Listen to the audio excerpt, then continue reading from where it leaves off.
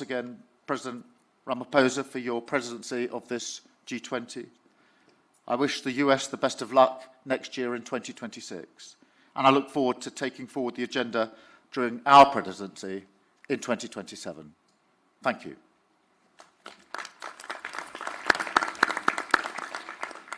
Thank you very much, Prime Minister Sama. I now have the opportunity to call upon the Vice President of the Republic of Indonesia, His Excellency, Mr. Gibrian Rakabamung Raka, to take the floor. Your Excellency, President Ramaphosa, Excellencies, leaders of G20 countries, let me begin by conveying warm greetings from President Prabowo to President Ramaphosa.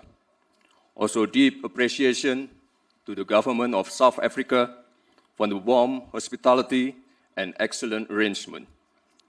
We commend South Africa's leadership in steering the G20 through a challenging year. This is a historic G20 Summit, the first being held on African soil. This milestone marks a profound shift where the Global South is no longer a bystander, but a co-driver of Global South. Excellencies, Indonesia believes that global growth must not only be strong, but also fair and inclusive to uplift each and every nation. Indonesia welcomes the G20's focus on sustainable finance, yet ambition must go further to close gaps and to pursue adaptation, mitigation, and transition that is just and fair. The world needs financing that is more accessible, predictable, and equal, especially for developing nations, through debt relief, innovative financing, blended finance, and green transition mechanism. Indonesia allocates more than half of our national climate budget, around $2.5 billion annually, to support green MSMEs, agricultural insurance, and climate-resilient infrastructure. Indonesia also promotes financial inclusion. Our national CRIS digital payment system demonstrates how a simple and a low-cost digital solution can push participation in the economy and minimize inequality. Emerging technologies such as crypto asset, digital tokens, including Bitcoin, may create both opportunities and risks.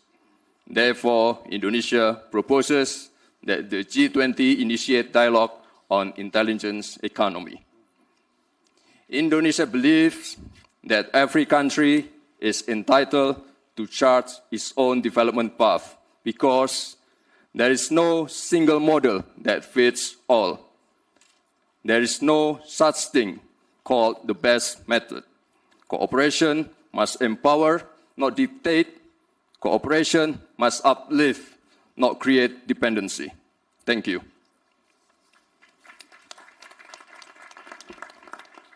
Thank you very much, Vice President. I now would like to call upon the Honorable Minister of Foreign Affairs and International Trade and Worship of Argentina, Ms. Pablo Quirno Magrain.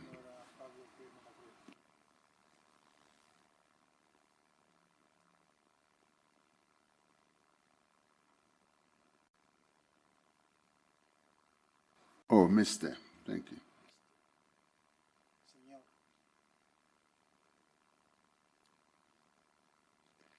Is it switching on? No. Looks like somebody wants to silence you. There we go. Sorry.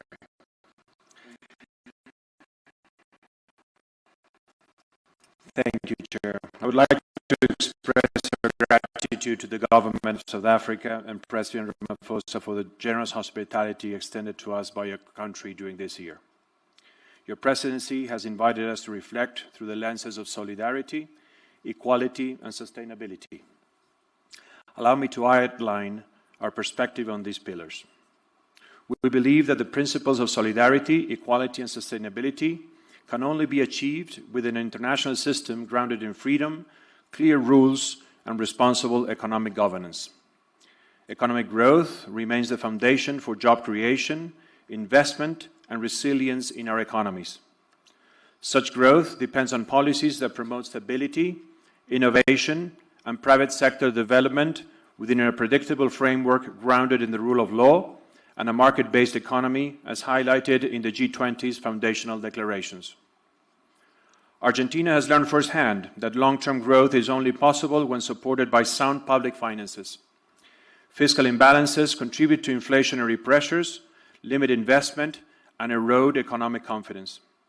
Addressing these imbalances through responsible fiscal management and expenditure control is critical.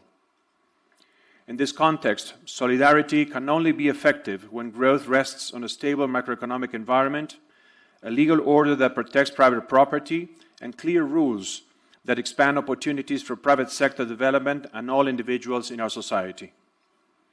Associated with this is equality of opportunity, which is both achievable and desirable when grounded in the principle of equality under the law.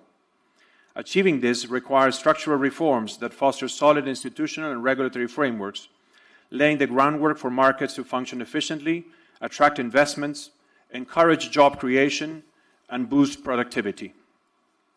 Equally important is creating opportunities through education, which serves as a powerful equalizing tool and equips individuals with the skills needed to fully benefit from these economic reforms.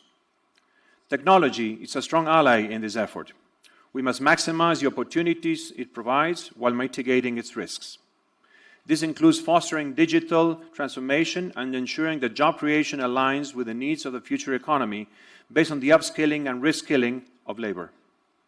It is therefore necessary to design policies that facilitate investment by establishing conditions for the development of a market policy, vocational training, and education for work that facilitates growth, the creation of wealth, and quality jobs, accompanied by labor flexibility policies. Development policies must be directed toward creating an environment that encourages private investment by reducing risks and taxes, protecting individual property rights, ensuring predictability, and enabling all people to pursue the success of their ventures based on merit, effort, vision, and innovation. When the foundations of growth are respected, solidarity and equality of opportunity become achievable and sustainable over time. Distinguished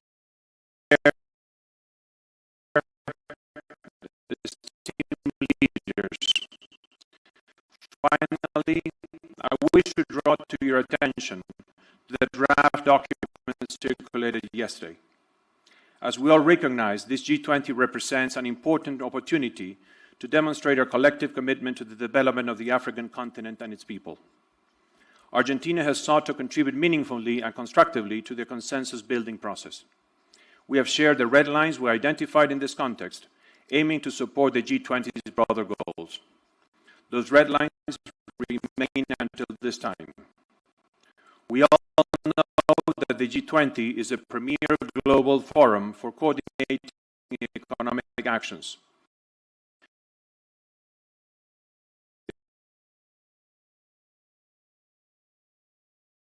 The principle is consensus, which reflects the reality that all of us must work together to accomplish or share objectives, ensuring financial stability, fostering. Moreover, we're deeply concerned with how certain geopolitical issues are framed in the document. Specifically, it addresses the long-standing Middle East conflict in a manner that fails to capture its full complexity. By focusing on a single dimension of a specific territory, it overlooks the broader regional context, the international recognition of different entities, and the structural causes of the dispute. In this regard, I wish to recall the recent adoption of UN Security Council Resolution 2803 on November 17th, which emphasizes the international community's support for a just and lasting peace in the Middle East, while calling for a comprehensive, fair process to address all aspects of the conflict. In closing, Argentina, although cannot endorse the declaration based on the aforementioned discrepancies, remains fully committed to the spirit of cooperation that has defined the G20, respect for consensus and adherence to the principles of the United Nations Charter and international law. Can this forum continue to keep working constructively with all members and partners, with a shared aim on strengthening global stability, promoting sustained growth, and advancing development in a manner that is inclusive, balanced, and respectful of our diversity? Thank you, Chair.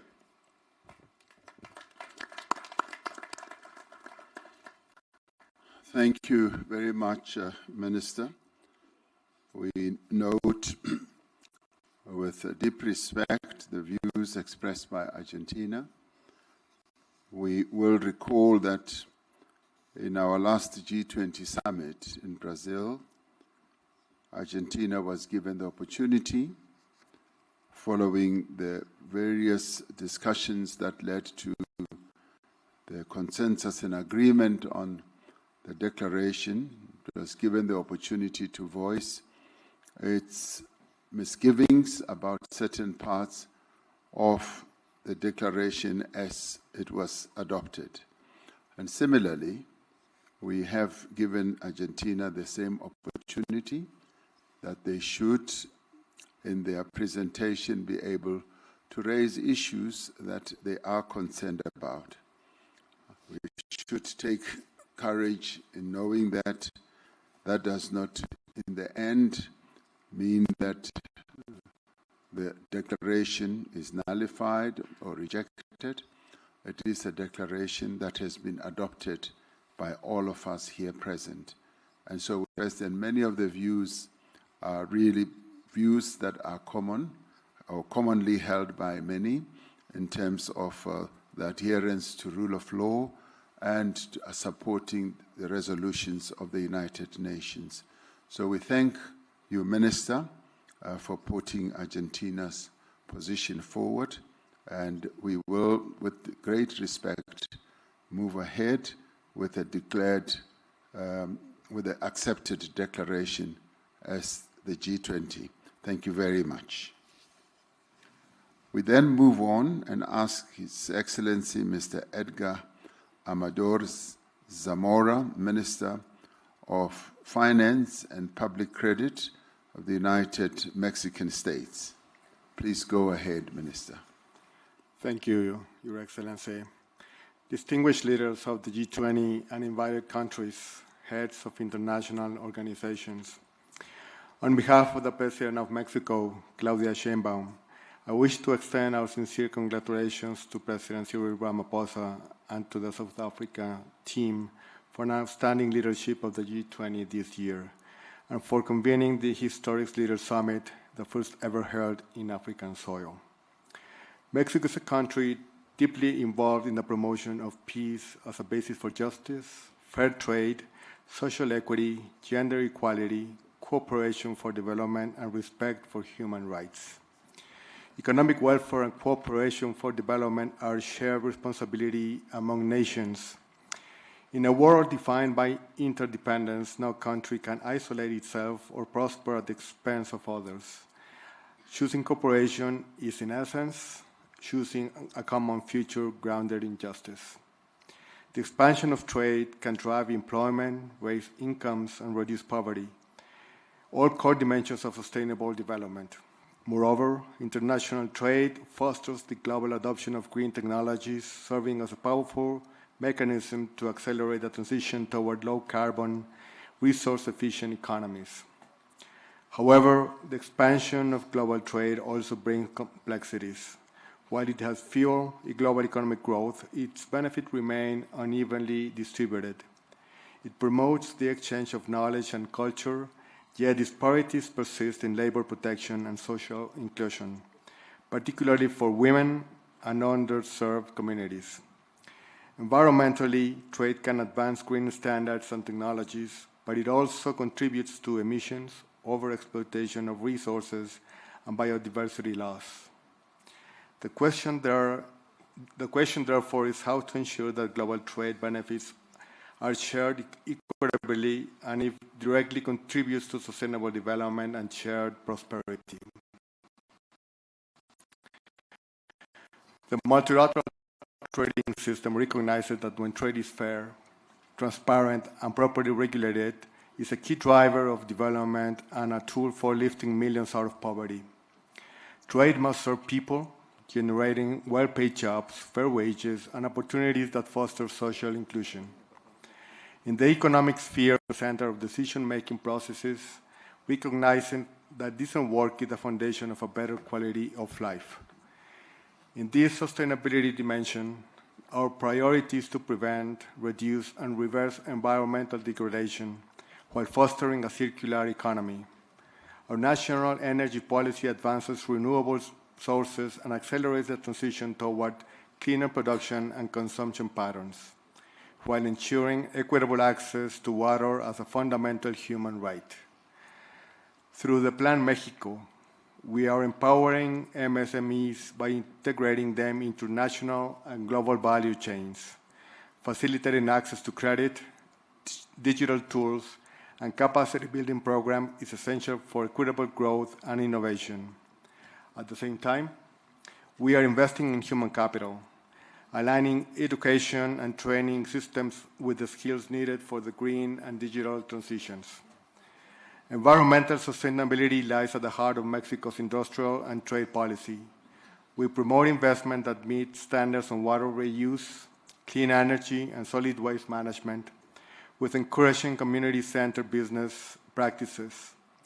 Environmental responsibility and resource efficiency are not obstacles to competitiveness. They are its foundation. Moreover, ensuring debt sustainability, particularly in less developed countries and vulnerable economies in Africa and Latin America, will strengthen those nations and create a more resilient and sustainable international financial system, where the benefits of trade and cooperation can reach all populations. Mexico has supported instruments for debt treatment such as the Common Framework and the G20 Ministerial Declaration of Debt Sustainability. We have also developed a sustainable debt management strategy by using debt instruments under favorable conditions, including local currency and fixed interest rate bonds. Through sound public budget management, Mexico has increased investment in social protection and education above 6% and 4% in real annual terms, respectively. Thus, we advocate for international debt frameworks that enables this development-oriented approach, preserving fiscal space for health, education, and sustainable infrastructure. The G20 must lead by example in implementing the Sevilla commitments, strengthening the Common Framework, and expanding it to include middle-income and climate-vulnerable countries is both a moral and economic necessity. The G20, the United Nations, and international financial institutions must act in coherence. Mexico calls for an advancement of its synergies between the Sevilla Action Platform, the Pact for the Future, and G20 Financial Track.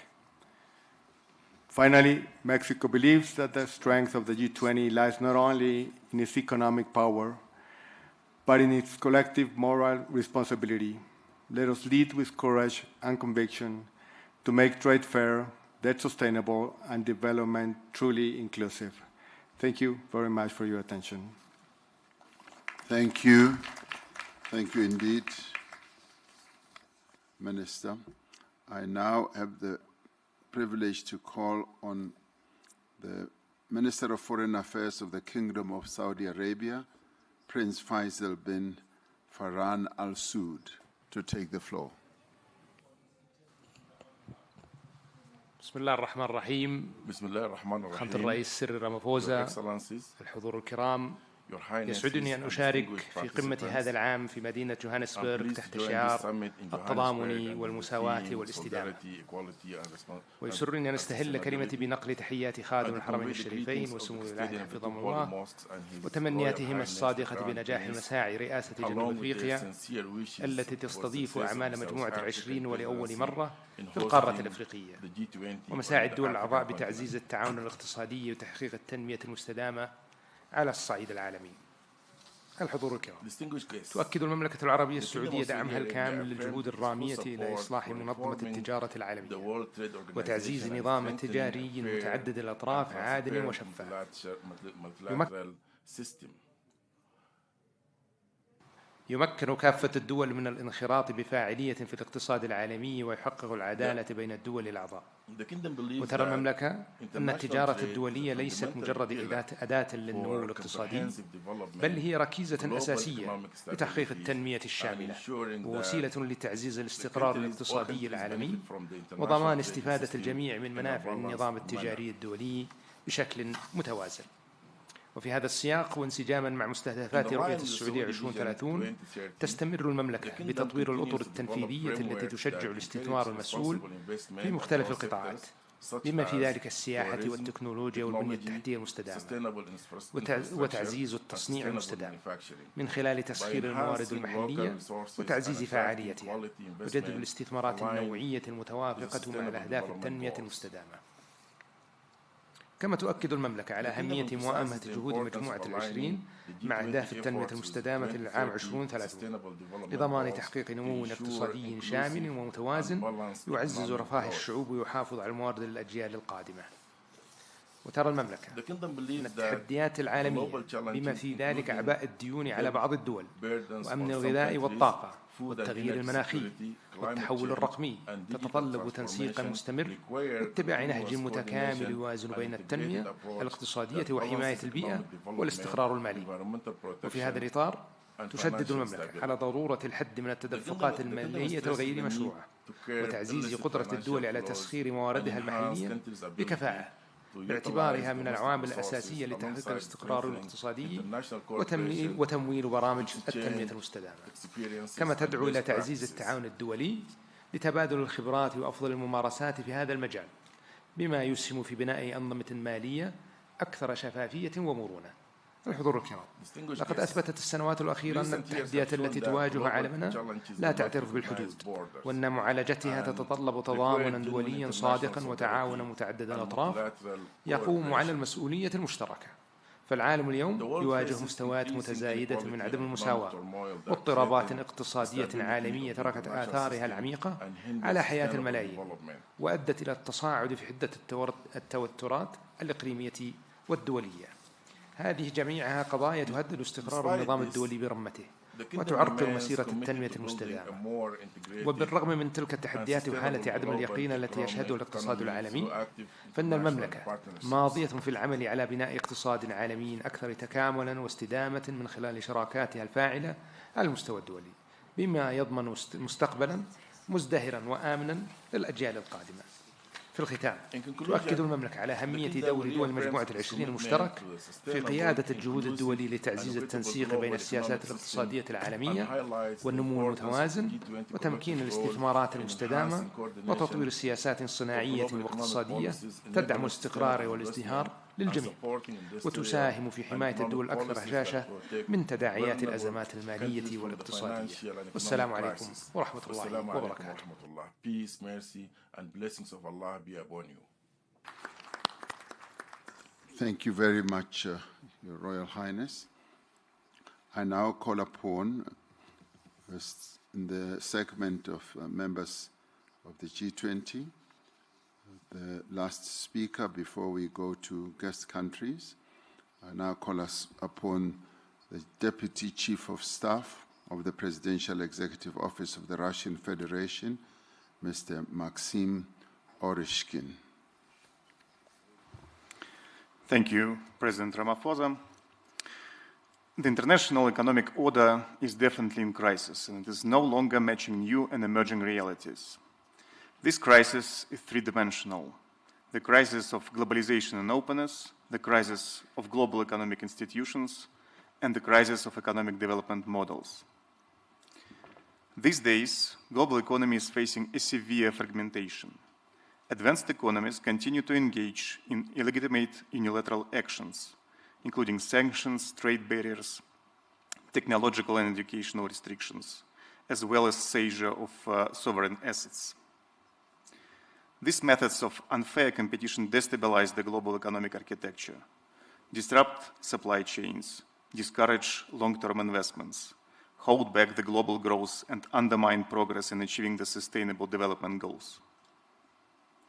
Today, we are here in Africa, a region that urgently needs strong economic growth to meet the needs of its fast-growing population. We should talk today about access of Africa and the Global South to new technologies, healthcare, education, and most importantly, financing. We're concerned that financial flows to developing countries are simply not enough. Even the official development assistance came to a steep decline in 2024 of 7.1% and is projected to fall further. While Africa is in dire need of capital inflow, total net borrowings by G7 governments, according to the IMF data, will reach almost $3 trillion this year. By the way, it equals to total GDP of the whole African continent. Mounting sovereign debt of several G7 countries pushes them to the verge of fiscal collapse. Artificially inflated financial bubbles may trigger a knockdown to the global economy. If we look at the international financial institutions, they are currently deviating from development finance to military expenditures. Thus, financing goes back to the Western economies, and in many cases through the corruption schemes in Ukraine. The World Bank, for example, has provided Ukraine with more aid in 3 years than to all African countries combined. Moreover, African economies face biased rejections and complicated procedures of funding from the World Bank and the IMF. Definitely, all these institutions should be reformed to benefit the Global South. Dear colleagues, global economy and its growth structure has already changed. BRICS and countries of the Global South now form the dominant driver of global growth. We have the talent, the resources, the technology, and the capacity to drive growth and improve the lives of our people. Unlike in previous decades, the Global South economies are ready this time to move forward with their own platform for economic growth, based on their own solutions. In technology and education, in trade and connectivity, in finance and investments. The rise of this emerging platform of growth becomes more evident with each passing year. The fact that growth in the 21st century will come mainly from the Global South is indisputable. We call the G20 to get back to the fundamentals of sustainable development. It means poverty reduction, social inclusion, and environmental sustainability. This should be based on sound economic development, which includes fighting protectionist and illegitimate unilateral measures, including sanctions, tariffs, technological and educational restrictions. To fulfill this mandate, the G20 should stay a multilateral platform for coordinated action acting in solidarity, equality, and sustainability. Russia is ready to play an important role in this process. Thank you. Thank you. Thank you very much. Thank you, Your Excellency. That concludes for us the segment of the members of the G20 speeches. We now move on to section B, which is guest countries, who will, as we have to conserve time, be limited to 3 minutes each. And I do hope that we are able to keep to that to the extent that we can. I now call upon His Excellency, Dr. Abiy Ahmed Ali, the Prime Minister of the Federal Democratic Republic of Ethiopia. Your Excellency Cyril Ramaphosa, Your Excellencies, Heads of State and Government, distinguished delegates, let me begin by extending my appreciation to President Cyril Ramaphosa for his extraordinary leadership. I also would like to acknowledge Johannesburg, a city of opportunity and progress.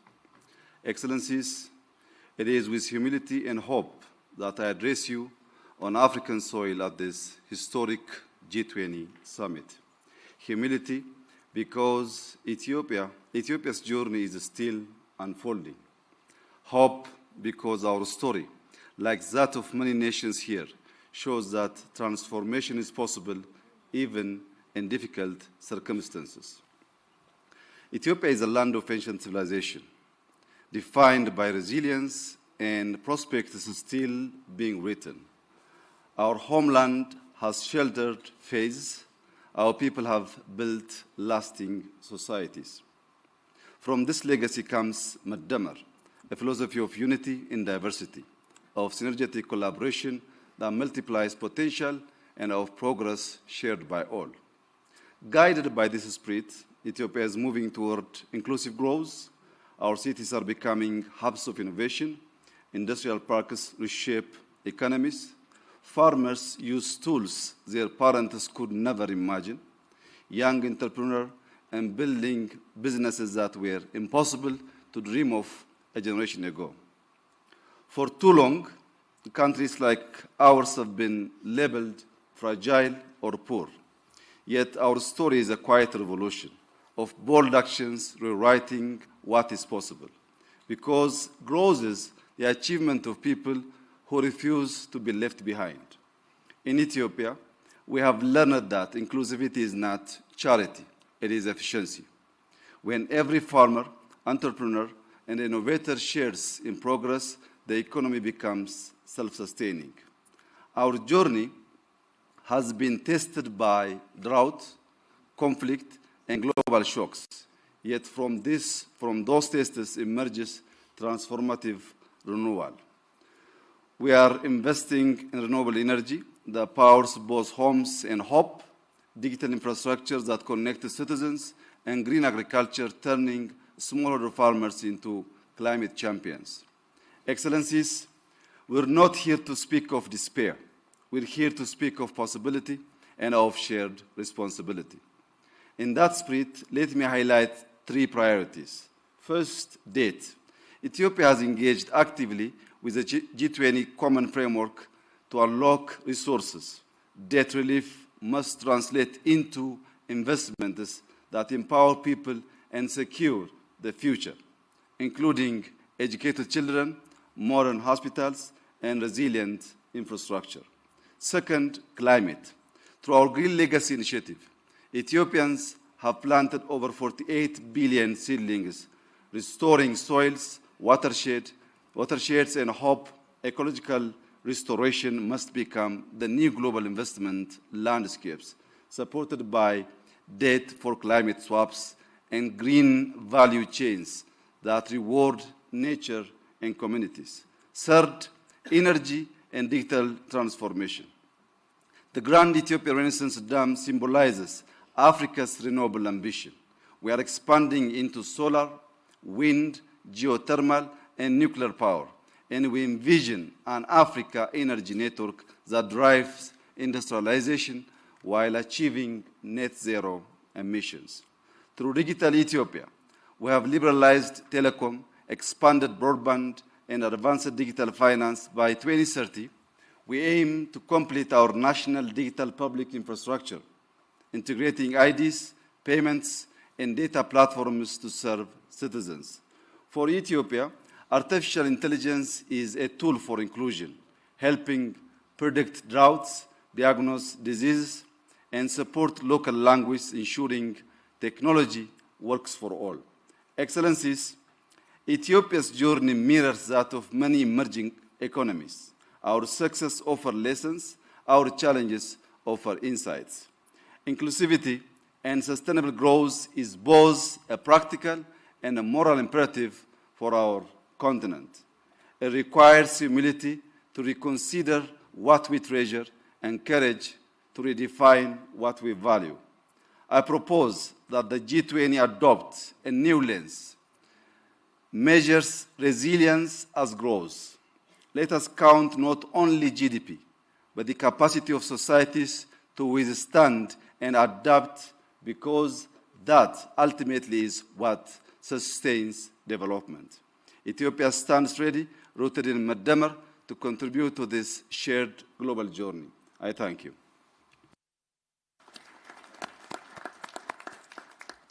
Thank you, Prime Minister Ahmed Ali. I now have the privilege to call upon His Excellency Mr. Teodoro Obiang Nguema Basogo, the President of the Republic of Equatorial Guinea and the President of the Economic Community of Central African States to address us.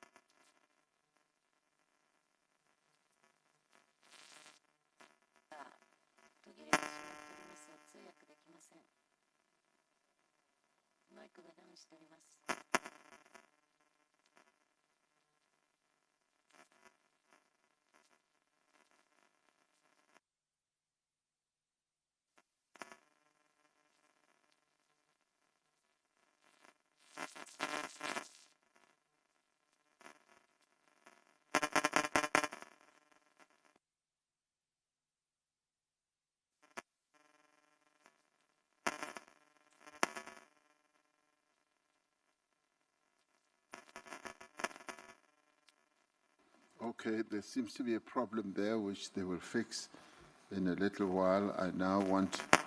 I will come back to President Basogo.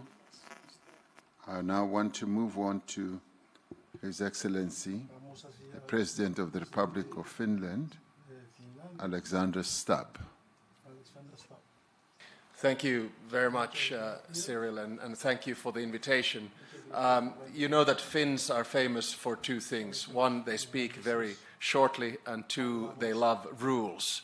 And I hope I will stick to both. It's a great privilege to be here for the first time representing Finland. We've never been at a G20 meeting before, and we really appreciate the invitation.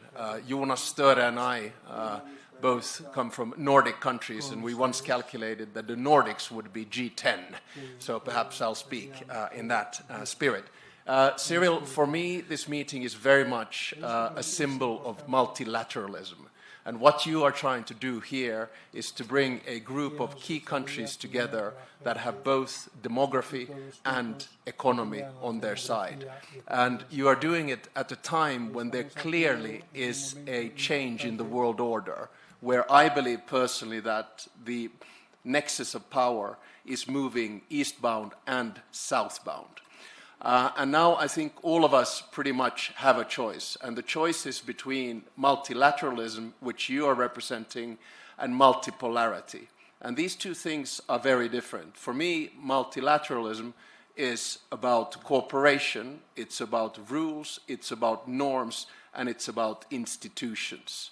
I like these rules because they are the ones that bring exactly the thing that you have up there on the board: solidarity, equality, and sustainability. My big worry right now is that the world is moving more in a multipolar direction. And multipolarity, though it gives power to nation states as such, is problematic because it's more transactional. It's more about deals, and therefore it's more prone to conflict. There have been many excellent interventions here today about rules on trade, rules on the way in which we engage with each other. My biggest worry right now is that we are not seeing enough multilateralism in three key conflicts that have been raging around the world. One, Russia's war of aggression in Ukraine. Two, the situation in Gaza. And three, the situation in Sudan. So I hope that we lean towards multilateralism. And let me say, coming from a small country, what I believe the West should do in this. I think the West should understand that the multilateral institutions that were created after World War II and that were upheld after the Cold War, the power structure of them is right now unfair.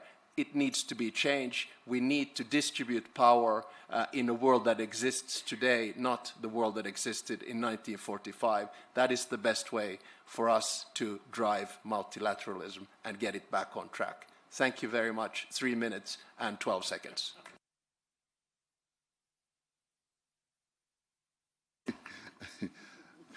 Thank you very much, President Stubb.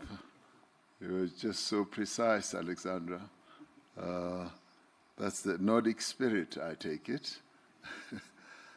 We now go back to His Excellency President Teodoro Obiang Nguema Mbasogo, President of the Equatorial Guinea. We apologize for your mic having not worked as it should have, but please go ahead.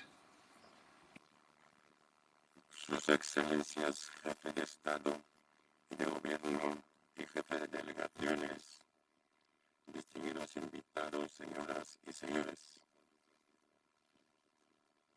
Me dirijo a ustedes en nombre de la Comunidad Económica de los Estados de África Central.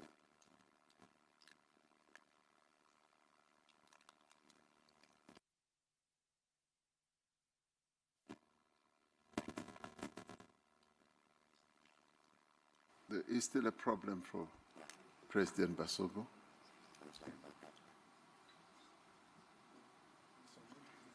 My apologies again, President. The technicians told me that they had fixed it, but it seems like they still need to do a little bit more work. And with that in mind, I will move on, and we will give you double the time. I will move on to His Excellency, the Prime Minister of Ireland, Mr. Michael Martin. Thank you very much indeed, President Ramaphosa, and congratulations to you and to South Africa on your G20 presidency, the first on African soil. And your drive and commitment to using this important forum to tackle very important issues is deeply appreciated, and Ireland has been very honoured and privileged to have been in the position to work with you across all work streams over the past 12 months. Our world is ever more interconnected and interdependent, and working collaboratively is the best way we can serve our people. Our long-standing commitment to international law, multilateralism, and active engagement in international fora motivates us to advocate for an inclusive international system that leaves no one behind. And in that context, there is an urgent need to end war and conflict. War and conflict damages and undermines economy and economic growth.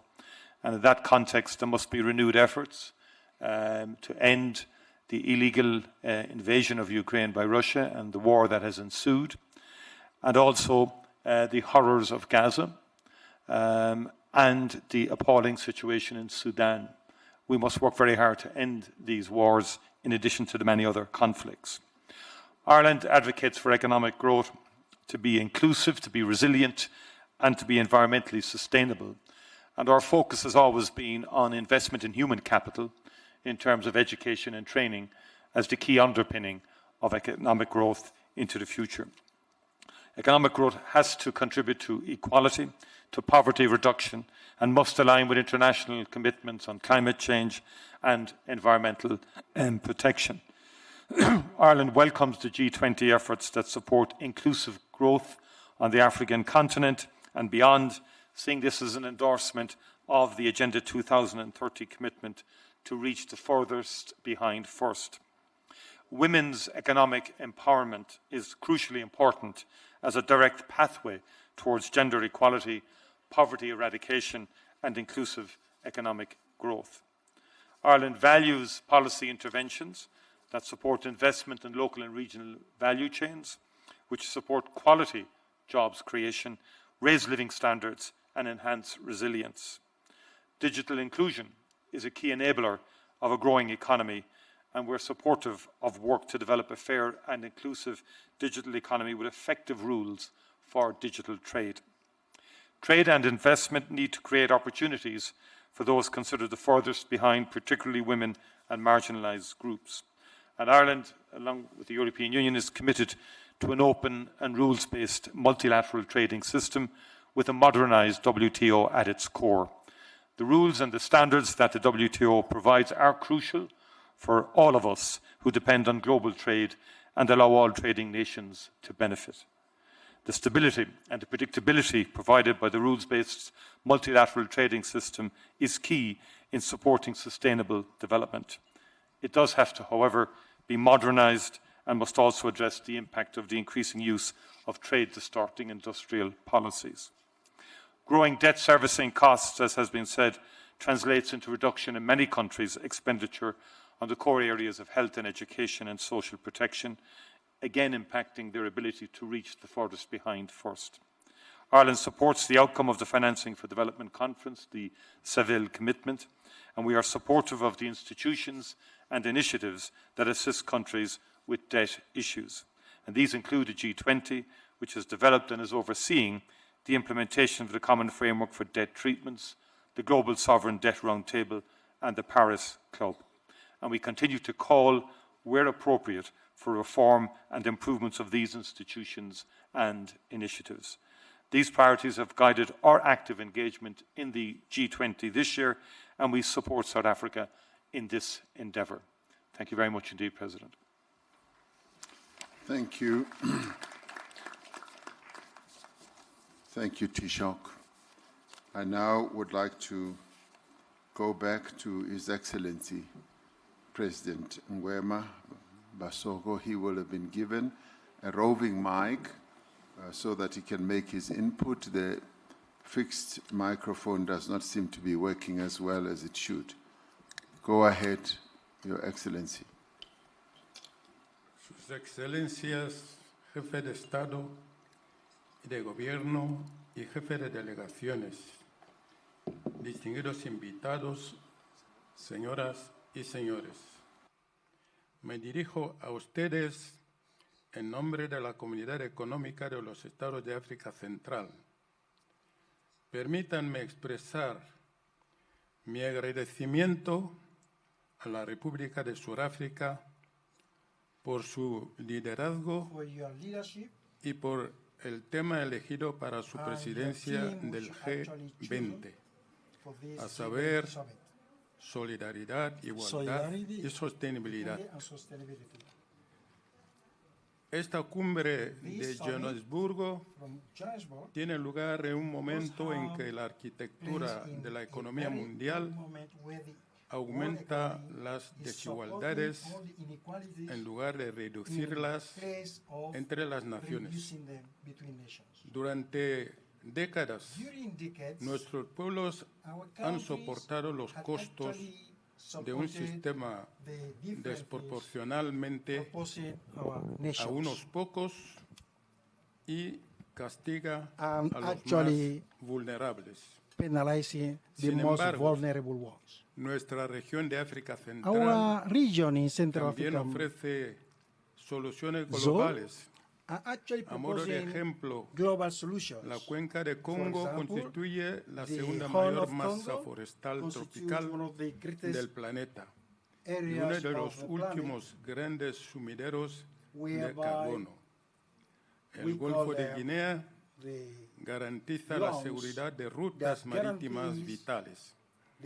Nuestros suelos y minerales críticos desempeñan un papel clave en la transición energética y nuestra juventud representa un motor de innovación, siempre y cuando logremos liberar todo su potencial.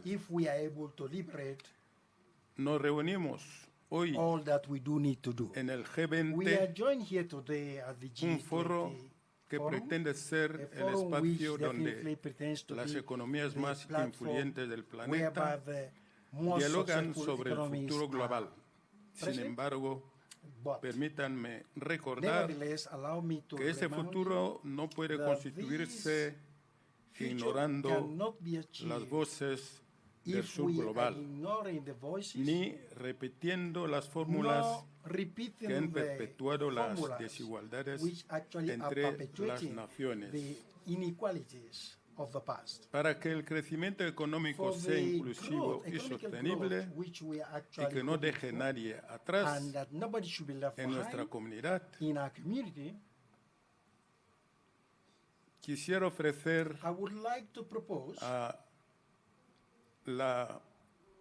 a esta cumbre unas soluciones que pueden ayudar para los más necesitados. Primero, hacer que la arquitectura financiera mundial sea más justo. Esto significa facilitar el acceso al capital para las economías en desarrollo, establecer un marco de solución de la deuda, reformar los bancos multilaterales del desarrollo y promover la justicia fiscal. La CAC apoya la propuesta de Sudáfrica de crear una comisión sobre el costo del capital del G20, con el fin de diagnosticar y corregir las deficiencias estructurales en la evaluación y fijación de riesgo soberano. Segundo, transformar los minerales críticos en prosperidad compartida mediante la creación de valor en origen. Esto implica claramente desarrollar cadenas de valor locales, establecer normas que generen oportunidades, dividendos comunitarios y que garanticen la integridad ambiental, así como el vínculo entre lo humanitario, el desarrollo y la paz. La transición energética no debe reproducir los antiguos modelos extractivos. Tercero, garantizar la seguridad alimentaria y nutricional mediante inversiones desde la producción hasta la distribución. La CAC necesita socios para apoyar la agricultura climáticamente inteligente, el sistema de riesgo y la producción regional de fertilizantes para reducir la dependencia de las importaciones y la volatilidad de los precios, invertir en el almacenamiento de cadenas de frío y servicios de asesoría digital dirigidos a los pequeños productores, sobre todo las mujeres y los jóvenes. Asimismo, abogamos por la creación de una reserva alimentaria general y de un sistema de alerta temprana. Solicitamos el apoyo financiero del G20 para promover una seguridad alimentaria basada en la cadena de valor para ser autosuficientes. Cuarto, reconocer y recompensar los bienes públicos mundiales, en particular la cuenca del Congo, cuyas selvas absorben miles de millones de toneladas de carbono y protegen los regímenes de lluvias más allá de nuestra región. En efecto, proponemos la creación de una ventana de financiamiento específica basada en los resultados complementarios al Fondo de Pérdidas y Daños. Invitamos al G20 a contribuir en la creación de mecanismos automáticos de desembolso rápido para la reconstrucción post-desastre. Quinto y último, poner al ser humano en el centro de la transición digital y de la inteligencia artificial. Esto debería impulsarnos a la inversión en infraestructuras digitales públicas y en la innovación inclusiva.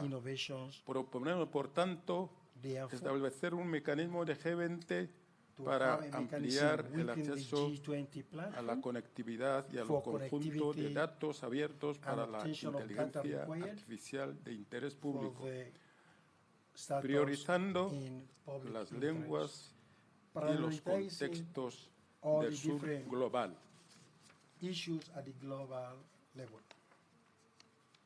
Sobre todo, estos 5 imperativos se encuentran en una agenda transversal para medir y combatir la desigualdad entre la base de hechos y no de mitos. La CAC respalda la creación de un panel internacional sobre las desigualdades a fin de seguir las tendencias, evaluar las causas y medir el impacto de las políticas. El mundo reclama una gobernanza más justa y es nuestra responsabilidad ofrecer una respuesta que conduzca a un futuro más próspero para todos los pueblos del planeta. Muchas gracias.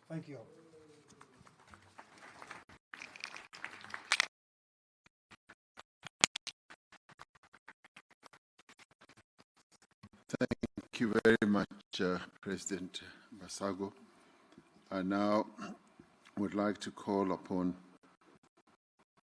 the Prime Minister of Jamaica and the Chair of the Caribbean Community, CARICOM, Dr. Andrew Michael Holness, to take the floor.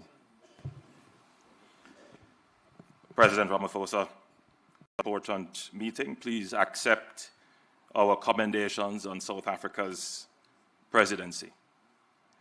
Excellencies, Jamaica supports the global agenda to make economic growth not only strong and sustainable,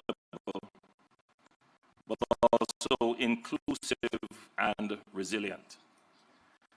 Jamaica's story is one of social partnership and sacrifice. We transformed our economy after decades of instability through disciplined macro-fiscal reforms anchored in responsible debt management, institutional strengthening. We reduced our debt, lowered poverty and unemployment, contained inflation, stabilized foreign exchange, and built robust reserves. Now, our focus is on translating the dividends of sacrifice into investments in our people. Getting the policy mix right is both an economic and moral imperative. Yet, one external shock can undo years of progress. Hurricane Melissa, a Category 5 storm, has devastated 7 parishes. Its impact will negatively affect our debt trajectory, and the road ahead will be challenging. This is our reality today, but it is also the recurring story of vulnerability told by small island developing states in CARICOM and indeed across the world. Global partnership will be essential to our recovery. The G20 commitment in 2021 to recycle SDR allocations led to the creation of the IMF Resilience and Sustainability Trust. This facility provides developing countries with relatively low-cost financing and longer maturities. We urge the G20 to preserve and strengthen this mechanism. We also call for innovative, flexible financing solutions, such as thematic bonds for climate adaptation and blended finance structures to support resilient infrastructure designed to meet the unique needs of climate-vulnerable economies. Jamaica further calls on the G20 to advance a rules-based, equitable, global trading framework that enhances predictability, flexibility, and resilience for small economies. This should include expanding access to targeted financing and risk insurance instruments tailored to the needs of SIDS, supporting technological upgrading and productive capacity enhancement, integrating multidimensional vulnerability indices into eligibility and financing terms across IFIs and climate funds, so countries can invest in resilience without compromising fiscal stability. Establishing a loss and damage financing window with clear rules-based triggers for timely and predictable support. Advancing a global skills and trade compact for SIDS to strengthen human capital, competitiveness, and inclusive growth. Excellencies, through these actions, the G20 can ensure that global trade and financial systems become more than engines of growth. They can become forces for shared prosperity, resilience, and sustainability, leaving no nation behind.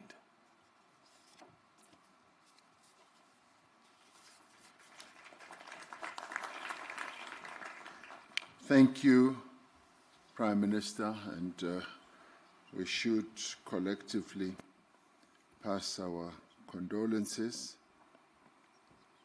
to you and the people of the Caribbean for the devastation that we all witnessed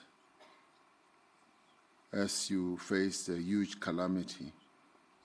We thank you for your steadfastness, and we thank you, and please pass on our greetings to the people of the Caribbean. We now call upon His Excellency, the Prime Minister of Malaysia, the Chair of the Association of Southeast Asian Nations, ASEAN, Mr. Anwar bin Ibrahim. I thank President Cyril Ramaphosa for his leadership and for South Africa for inviting Malaysia and as ASEAN chair to this summit.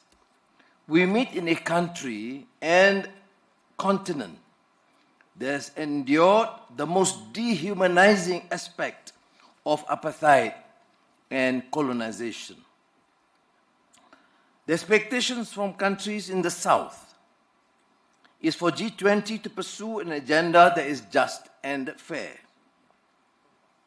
to be unequivocal on our resolve to end the civil strife in the Sudan and achieve an amicable resolution to the war in Ukraine.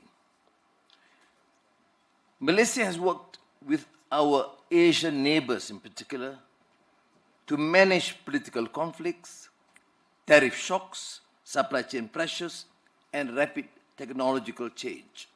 We have found that when policies are aligned and rules are predictable, shocks pass through with less damage.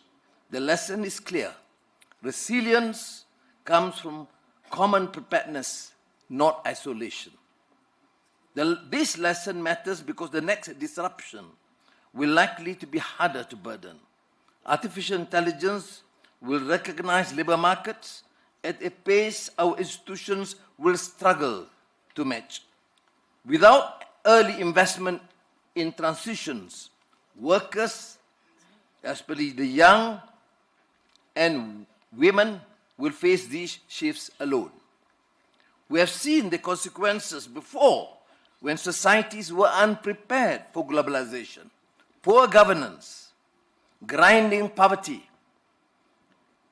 endemic corruption, resulting in stagnant wages, eroding trust, and the rise of politics that feed on grievance. With AI, destabilization becomes a real risk if countries enter this transition unprepared. This will be one of the defining challenges of our times. Now, countries, of course, must equip their people, especially the young, for the speed of technological change. Opportunities for trading and credible safety nets are essential. Small and medium-sized firms, which carry much of the employment burden, will need support. Global resilience cannot be built on fiscal exhaustion. Many developing economies now spend more on servicing debt than on education and investment. Countries need the capacity to invest ahead of disruption, not after. Multilateral development banks must be ready to deploy more quickly and work closely with countries to support the investments and build resilience. We are ready to work with all partners to meet this common challenge and to help sustain an open, predictable global economy that gives our people a fair chance to thrive. Thank you again.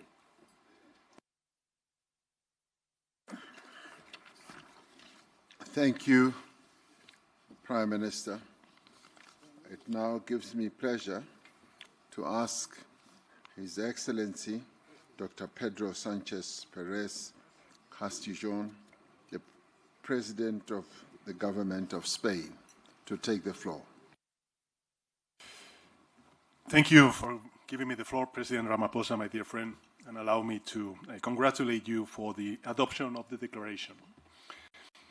We meet at a moment of deep uncertainty for the global economy, for sustainable development, and for multilateralism. Earlier this week, a Spanish think tank reported that more than 22 million people could die all over the world by 2030 due to cuts in official development assistance. Those figures are truly horrifying and only one example of the tragic, real-world consequences of the trends we are witnessing. Yet, as we have also seen this year, when we choose cooperation over fragmentation, progress is possible. The 4th International Conference on Financing for Development held in Spain was a powerful reminder of that. There, countries endorsed the Compromiso de Sevilla and launched the Seville Platform for Action with more than 100 concrete initiatives to implement our joint commitments. Not just words and wishes, but tangible actions that will make a real difference on the ground. Among them, there are 3 initiatives led by Spain that respond to one of the great challenges of our time: debt sustainability. They are the Global Hub for Debt Swaps, the Debt Post-Close Alliance, and the Sevilla Forum on Debt. These are 3 very pragmatic tools born out of real-world constraints that can really help rebuild trust in international cooperation and solve the burden of debt in developing countries. But financing alone is not enough. Trade disruptions, fragmentation of supply chains, and rising protectionism are eroding the foundation of global growth, and they need to be urgently tackled. Let me be clear, tariffs are not a weapon, they are a barrier. Yes, industrial overcapacity and unfair competitions are real challenges, both for advanced and developing countries, but responding to them with tariffs leads only to collective defeat. This is why it is more urgent than ever to strengthen the multilateral trading system, restore the central role of the World Trade Organization, and update it for the world we live in. Inequality must also be at the center of our agenda. The Stiglitz report, commissioned under South Africa's G20 presidency, has delivered a stark warning. We face an inequality emergency just as severe and systemic as the climate emergency. Extreme concentration of wealth undermines growth, corrodes democratic institutions, and fuels polarization. Addressing this requires fair international taxation. The progress the G20 has achieved on global tax reform cannot be allowed to unravel. We need tax rules fit for the 21st century. Colleagues, allow me to finish with a reminder. Inclusive and sustainable development is impossible without peace. We must stand by the principles of the UN Charter, everyone, everywhere, at all times, be it in Ukraine or in Palestine. This means defending sovereignty, independence, and territorial integrity, and ensuring strict compliance with international humanitarian law. Without peace, without respect for multilateral rules, our efforts on trade, development, and inequality won't succeed. Spain remains committed to working with all of you to ensure that the G20 strengthens cooperation, protects the most vulnerable, and lives no one behind. And I thank you.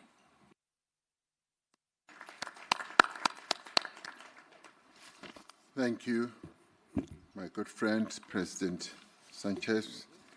I now call upon Her Excellency Dr. Nedumbu Nandi-Ndaitwah, the President of the Republic of Namibia. Thank you, Your Excellencies.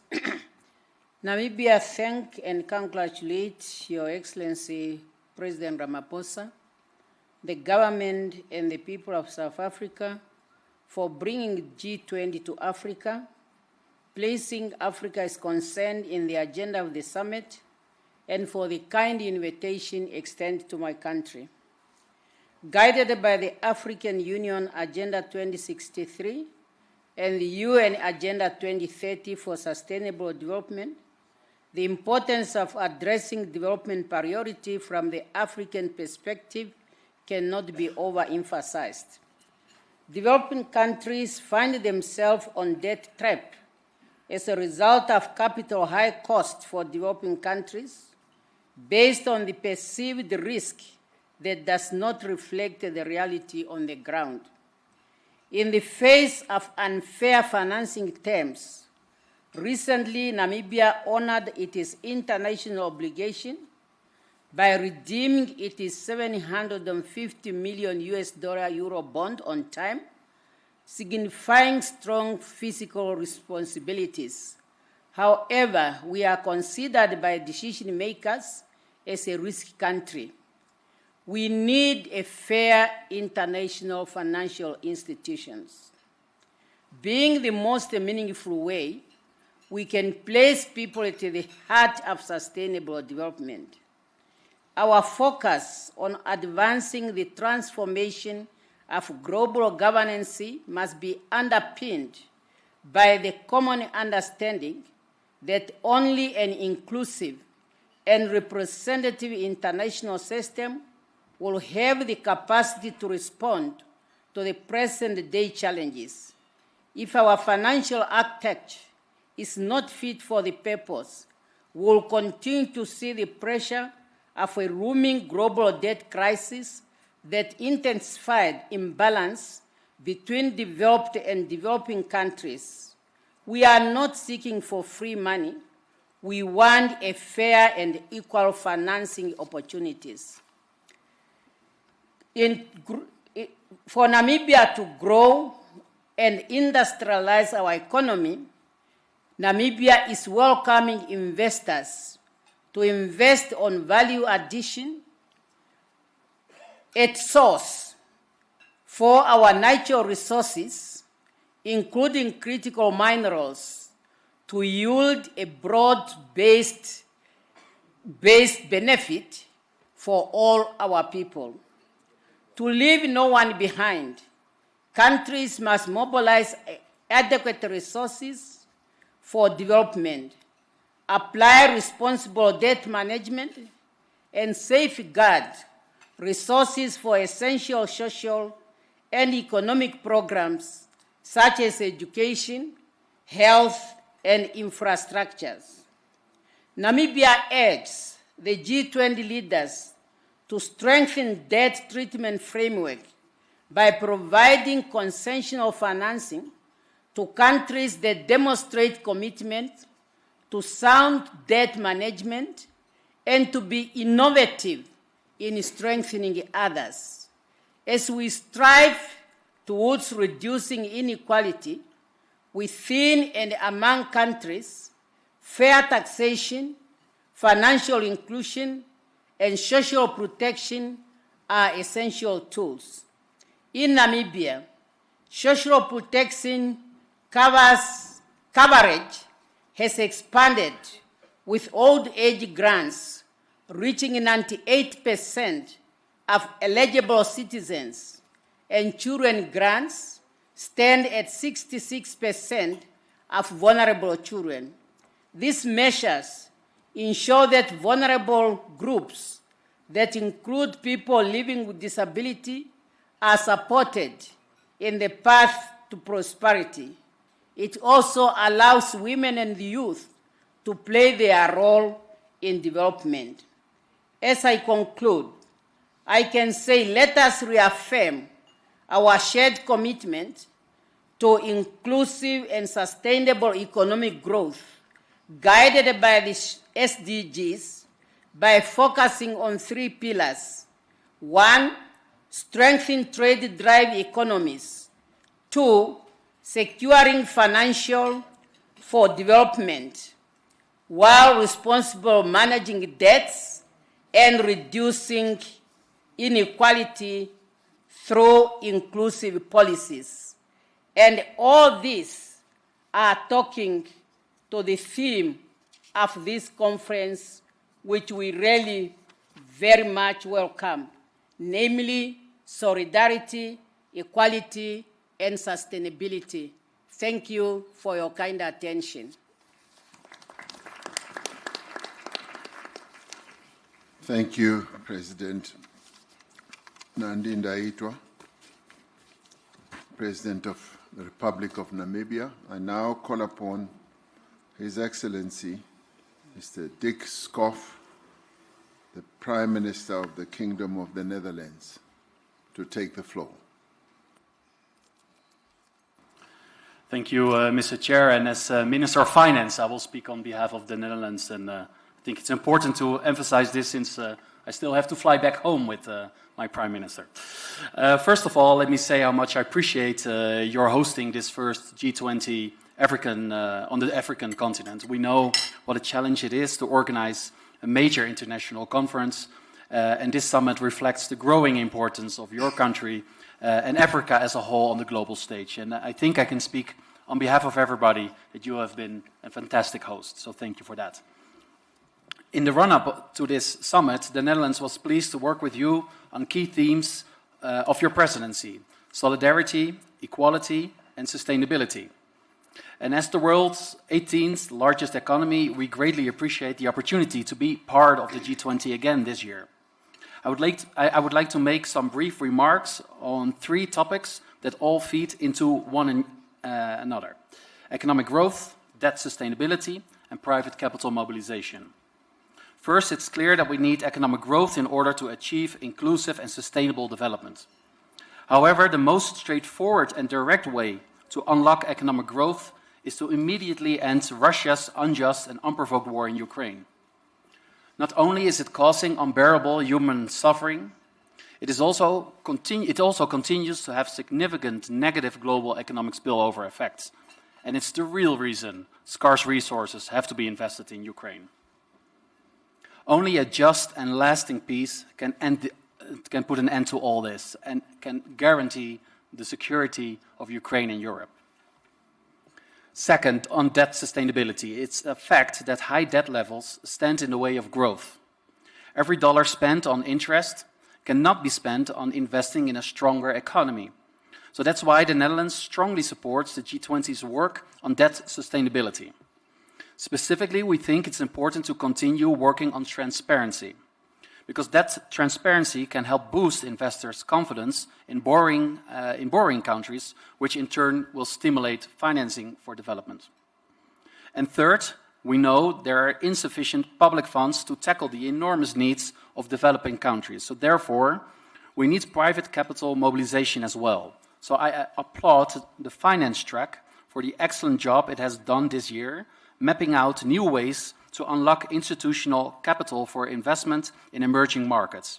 And this includes innovative approaches in the Netherlands to mobilize pension fund capital. It is important that the G20 continues this path. So my appeal, Mr. Chair, is for more international economic cooperation, more transparency, and more private funding, especially when they benefit the world's most vulnerable people. And we realize it's easier said than done. But if the G20 continues to show leadership in this endeavor, I assure you the Dutch government and the Dutch investors stand ready to work with you. Thank you very much. Thank you. Thank you indeed. And now I would like to call upon His Excellency, the Prime Minister of the Kingdom of Norway, Mr. Jonas Støre, to take the floor. Thank you very much. I'm his Chief of Staff and will speak on his behalf. Dear President Ramaphosa, it has been a privilege for Norway to be an invited country during South Africa's G20 presidency. And it's also an honor to attend this first G20 Summit here in Africa, under the able leadership of you, President Ramaphosa. I commend South Africa for placing a special emphasis on the issue of inequality. And I thank Professor Stiglitz for providing important input to our discussion, including the crucial observation that inequality is not a given. Inequality is the result of policy choices. As such, it can be fought, including with a progressive taxation system, an effective welfare system covering everyone, and not least, measures that ensure equal opportunities for women and men. Norway invests in equality because it's the best antidote to exclusion, to resentment, to conflict, and democratic backsliding. And we invest in equality because it improves the lives of our citizens and makes our economy stronger. Let me give an example from my country. Research shows that increase in women's participation in the workforce from the 1970s and onwards has mattered just as much to our economy as our revenues from oil and gas. Rising inequality is a global challenge. It is a factor in almost any issue we are dealing with, from war and climate change to poverty and health. Inequality hampers development. Therefore, we fully support the objectives outlined for the International Panel on Inequality. And we support the central message in the report. Reducing inequality requires more international cooperation. And let me point out 3 priorities. Number 1, we must implement the Compromiso de Sevilla. The comprehensive framework was agreed at the 4th Financing for Development Conference. It provides a roadmap to address many of the issues also raised in the report by Professor Stiglitz. Secondly, we have to make progress on the WTO reform. Rule-based trade is crucial for economic growth and development. Multilateralism matters. It's on us to make sure that the next year's WTO ministerial meeting delivers and that Director General Ngozi has the backing she needs. Third, we should continue to strengthen multilateral development banks. Going forward, they will be the main source of development finance. The G20 plays a special role in making sure that they are fit for the task. Excellencies, Norway is a long-standing friend of Africa. We support the development aspirations of the people, approximately 300 of you here has mentioned, especially the situation in Gaza, Sudan, and Ukraine. We support peace in Ukraine, and no one wants peace more than the Ukrainians themselves. We welcome efforts for peace, but for peace to ensure, it must be just and must be rooted in international law, respect the basic tenets of the UN Charter, and provide for the future security of Ukraine and for the rest of Europe. Thank you so much for your attention.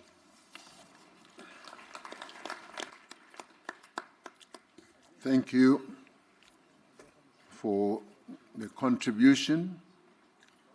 We always are grateful for contributions that are made for the development of our continent. So please pass on our gratitude.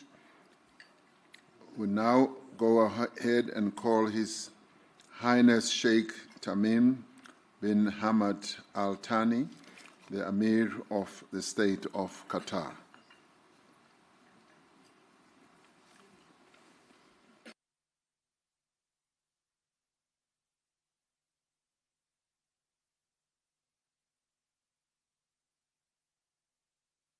Okay, it does seem like the Sheikh should be in a bilateral somewhere. We will come back to him. I now move on to ask His Excellency, Dr. Julius Maada Bio, the President of the Republic of Sierra Leone and the Chairperson of the Economic Community of West African States, ECOWAS, to take the floor. Thank you very much, Mr. Chair. Your Excellencies, distinguished leaders, ladies and gentlemen, I want to start by congratulating our host for being a great host, especially for the warmth and hospitality that he has extended to us. I now bring you warm greetings from the Economic Community of West African States, ECOWAS.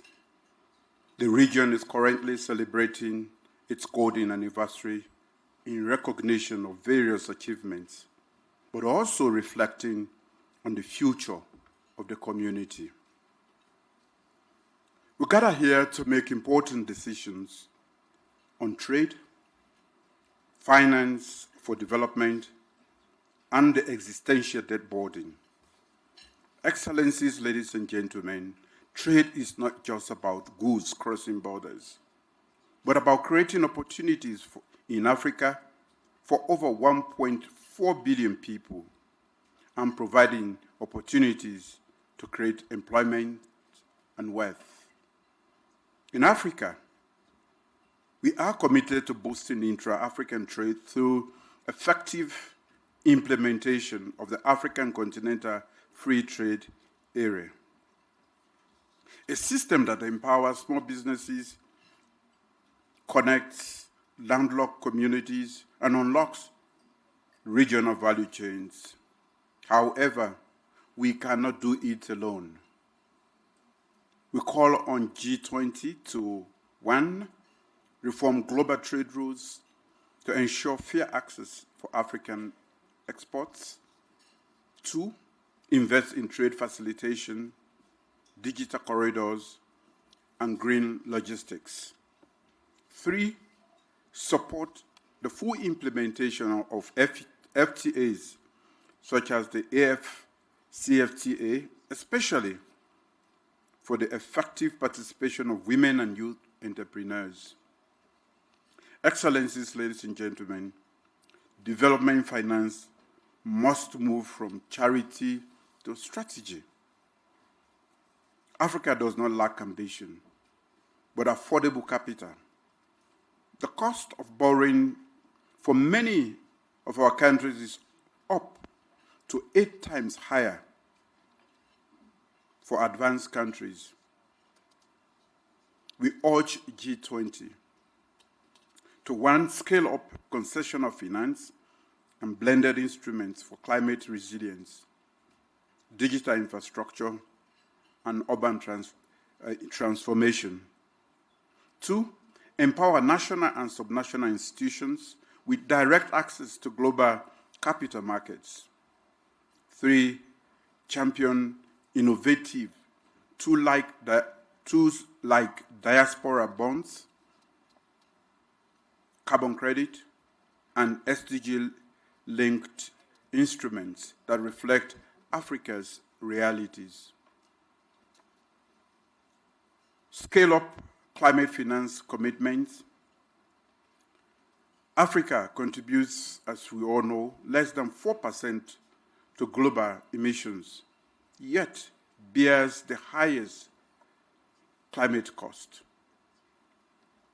G20 must support the realization of the 100 billion climate finance pledge and accelerate access to loss and damage fund.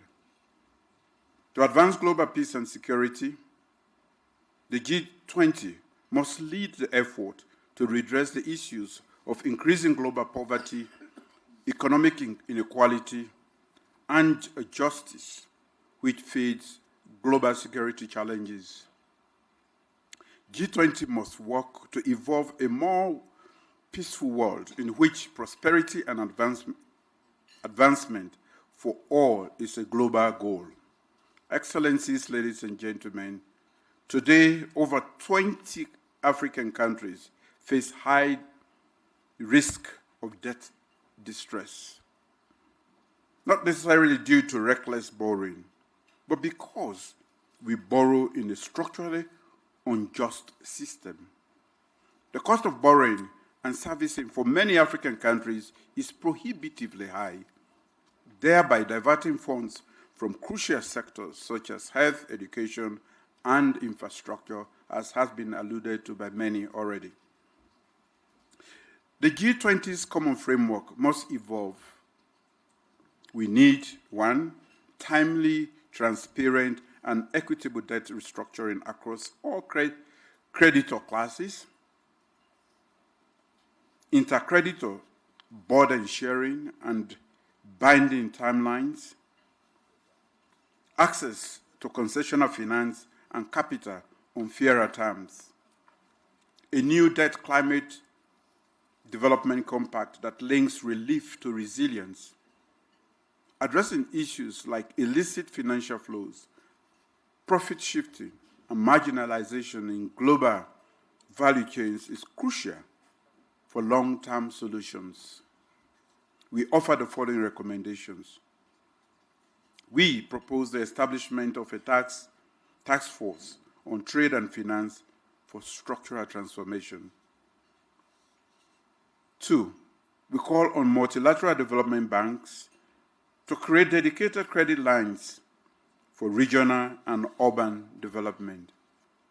We urge the summit to adopt a multi-pronged approach on fiscal space, financial innovation, and institutional capacity as the foundation of a new global economic architecture. And finally, we call for a recommitment to the multilateral trading system that we are used to. Thank you. Thank you. Thank you, President Mahadabio. Your Excellencies, I'd like to announce that we will be taking a family photo in about half an hour and 30 minutes. When we have finished the guest country speakers list, which we will finish shortly. Thereafter, we will take a family photo and stretch our legs before we come to listen to the inputs from international organizations. I now call upon His Excellency, Prime Minister and Minister of Finance of the Republic of Singapore, Mr. Lawrence Wong, to take the floor. Thank you, President Ramaphosa. Excellencies, I start by thanking President Ramaphosa and the South African government for the excellent arrangements and for inviting Singapore to this historic G20 Summit, the first time on African soil. The agenda today is on growth, and growth can only be sustained in a stable global environment. For decades, the rules-based multilateral system anchored by the WTO provided this stability. But the system is now under severe strain. One reason is that the system has been optimized for efficiency in a different era, and it has not caught up with the realities of today's world, realities like digital trade, as well as the fact that interdependencies are increasingly being seen as vulnerabilities and are open to being weaponized or used as leverage in moments of dispute. Understandably, countries are taking actions to protect themselves and to prioritize resilience and security. Yet, if every nation goes its own way, the global system will unravel even more quickly. And when that happens, everyone will be worse off. And the heaviest burden will fall on the developing nations. So we do need to reform and update the global system to ensure it addresses the strategic realities of our time. First, we must recommit to the core foundations which remain relevant today, and that means upholding international law and the norms and practices that guide state behavior. That is critical to continued peace and stability in the world. Second, we must reform the current system, be it the WTO or other global institutions. We cannot be paralyzed by old ways of doing things. We all have to get behind the urgent reforms that are needed in the WTO so that it becomes more effective and outcome-oriented.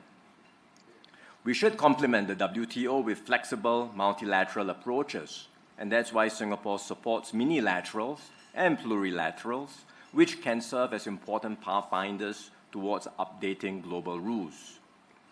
Third, we should build new partnerships, and as several colleagues have talked about just now, we are making progress with partnerships and dialogues between the CPTPP and ASEAN, as well as the CPTPP and the EU. In fact, 2 days ago, ministers came together and had a very productive trade and investment dialogue covering issues like trade and investment facilitation, digital trade, and supply chain resilience. In the same regard, we should look at ways in which we can bring the free trade areas and the free trade blocks in Africa closer with Southeast Asia and ASEAN. Recently, Singapore also joined with other countries like New Zealand, Switzerland, and the UAE to launch a new framework called the Future of Investment and Trade Partnership that brings together small and medium-sized economies to keep up the momentum of trade liberalization. All of these efforts can form the foundations of a more resilient and secure multilateral trading system. To be clear, building a new global economic architecture will require significant effort and considerable political will. Multiple efforts are already underway, as I described just now.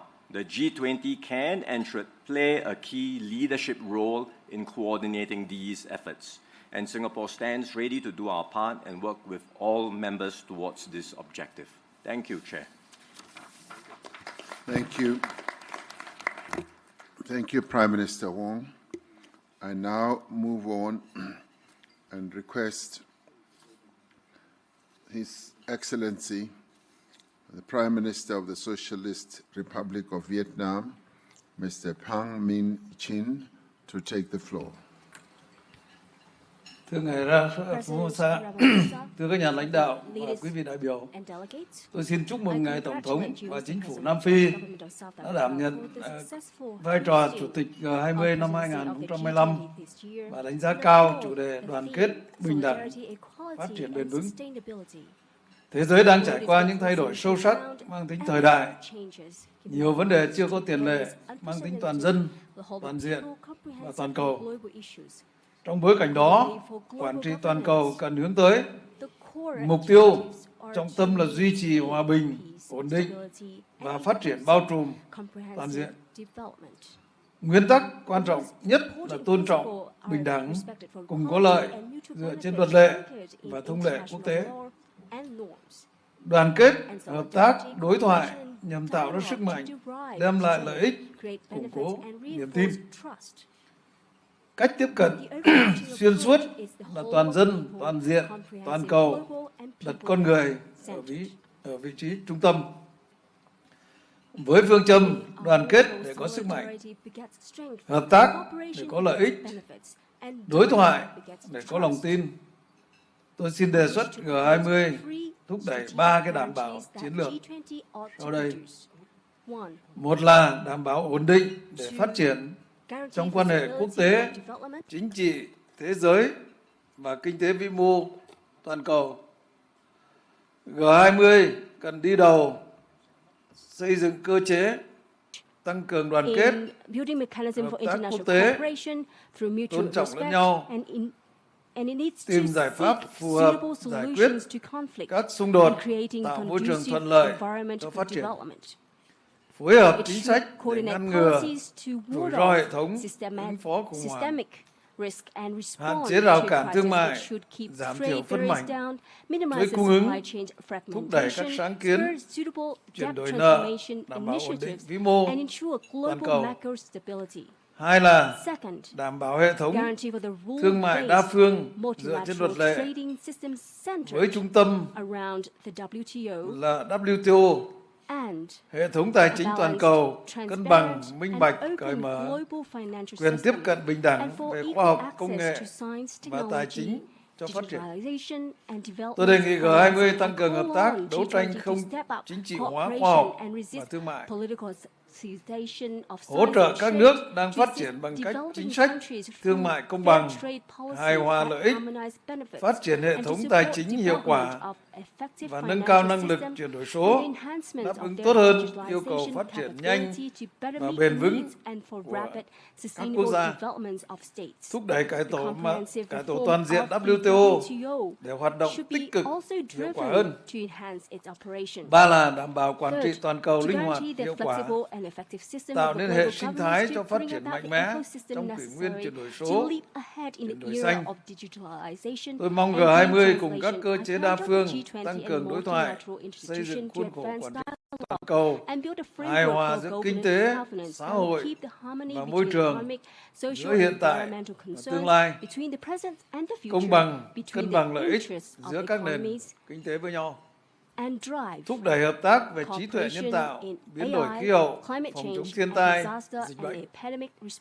Thưa quý vị, cố Tổng thống Nelson Mandela từng nói, chừng nào nghèo đói, bất công và bất bình đẳng vẫn còn tồn tại trên thế giới, không ai trong chúng ta có thể thực sự nghỉ ngơi. Việt Nam sẵn sàng hợp tác tích cực, bình đẳng, cùng có lợi với các nước G20 và cộng đồng quốc tế vì một thế giới hòa bình, văn minh, thịnh vượng, phát triển bền vững và bao trùm, không để ai bị bỏ lại phía sau, để mọi người dân đều được hưởng từ thành quả của phát triển và hội nhập quốc tế sâu rộng, thực chất và hiệu quả. Xin trân trọng cảm ơn. Thank you very much. Thank you, Prime Minister. I now call upon His Excellency Mr. Sifi Grieb, Prime Minister of the People's Democratic Republic of Algeria, to take the floor. شكرا سيد الرئيس سيريل رامافوزا. اسمحوا لي أولا أن أنقل إليكم تحيات رئيس الجمهورية السيد عبد المجيد تبون الذي شرفني بإلقاء الكلمة التي يوجهها لهذه القمة. هذا نصها: فخامة الرئيس سيريل رامافوزا رئيس جمهورية جنوب أفريقيا، أصحاب الفخامة رؤساء الدول والحكومات، السيدات والسادة الحضور الكريم، يسعدني بداية أن أعرب عن خالص شكري لفخامة الرئيس سيريل رامافوزا على دعوته الكريمة لبلدي للمشاركة في هذه القمة الهامة التي نفخر بانعقادها لأول مرة في أرض إفريقية، مشيدا عاليا بالأولويات والمواضيع المقترحة خلال جلساتها، بما يعكس إدراكا ووعيا كبيرين بحجم التحديات المعقدة التي تواجه عالمنا اليوم على الصعيدين السياسي الاقتصادي، وتؤثر أيما تأثير على التجانس العالمي إن لم يتم التكفل بها بشكل جدي جماعي وسريع. السيد الرئيس، فيما يخص الأولويات المطروحة على طاولة اجتماعنا هذا، اسمحوا لي بالتطرق إلى النقاط التالية. أولاً، تجدد الجزائر الدعوة إلى معالجة عاجلة لمسألة ثقل المديونية وخدماتها على الدول النامية والأكثر فقراً من خلال مقاربة تتضمن مسح جانب منها أو تحويلها إلى استثمارات مباشرة ومجدية في هذه الدول، مع مراعاة ضرورة تصحيح التعقيدات التقنية لمسألة تقييم المخاطر من خلال إصلاحات عميقة تسمح بإيجاد مخرج للدول التي تئن تحت وطأة الديون السيادية. ثانياً، تضم الجزائر صوتها إلى أصوات الدول الداعية إلى إصلاح المنظمات المالية الدولية ضمن مقاربة حوكمة اقتصادية ومالية راشدة من خلال مراجعة آليات اتخاذ القرار بشكل يضمن تمثيلاً عادلاً ومنصفاً وشفافاً للدول النامية والقارة الإفريقية في هيئات تسيير هذه المؤسسات.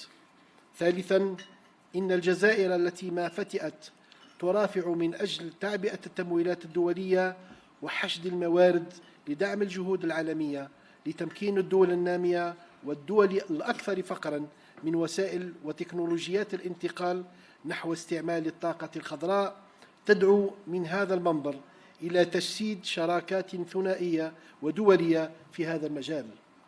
رابعاً، تؤيد الجزائر جميع المبادرات الرامية إلى الرفع من حجم التمويلات المخصصة للوقاية من المخاطر الكبرى والاستجابة السريعة للكوارث، وتدعو إلى حث المؤسسات المالية والبنوك الدولية للتفكير في آلية تمويل تفعل في حال ما إذا طلبت إحدى البلدان المتضررة ذلك.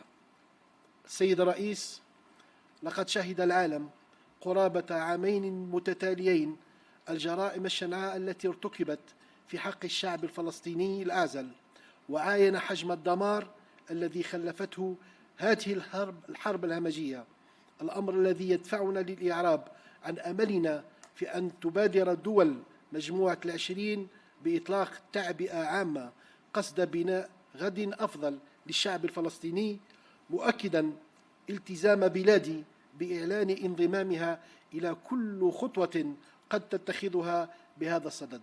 أشكركم على حسن الإصغاء.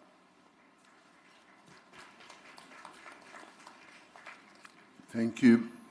There was no real instantaneous translation to that input. Could the translation people look into it? But we now move on. Can it be done now? Yes, let it be done. Excellency President Matamela Cyril Ramaphosa, President of the Republic of South Africa, Excellencies, Heads of State and Government, ladies and gentlemen, distinguished guests.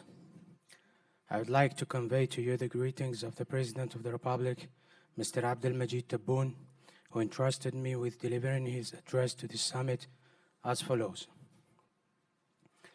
Excellency President Cyril Ramaphosa, President of the Republic of South Africa, Excellencies, Heads of State and Government, ladies and gentlemen, distinguished guests. Permit me to start by expressing my sincere gratitude to His Excellency President Cyril Ramaphosa for his kind invitation to my country to participate in this important summit, the first ever held on African soil, which represents a moment of immense pride for our entire continent.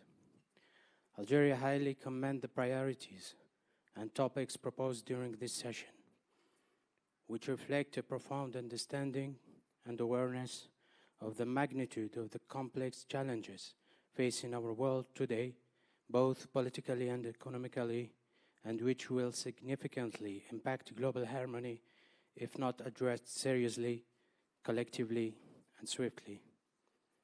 Mr. President, with regard to the priorities put before us in this meeting, allow me to make the following comments. First, Algeria reiterates its call for an urgent solution to the issue of the burden of the debt and its servicing on developing and poorest countries. This solution should include a partial debt write-off or its conversion to direct and viable investments in these countries, while taking into account the need to correct the technical complexities of risk assessment through profound reforms that will provide a way out for countries struggling under the weight of the sovereign debt.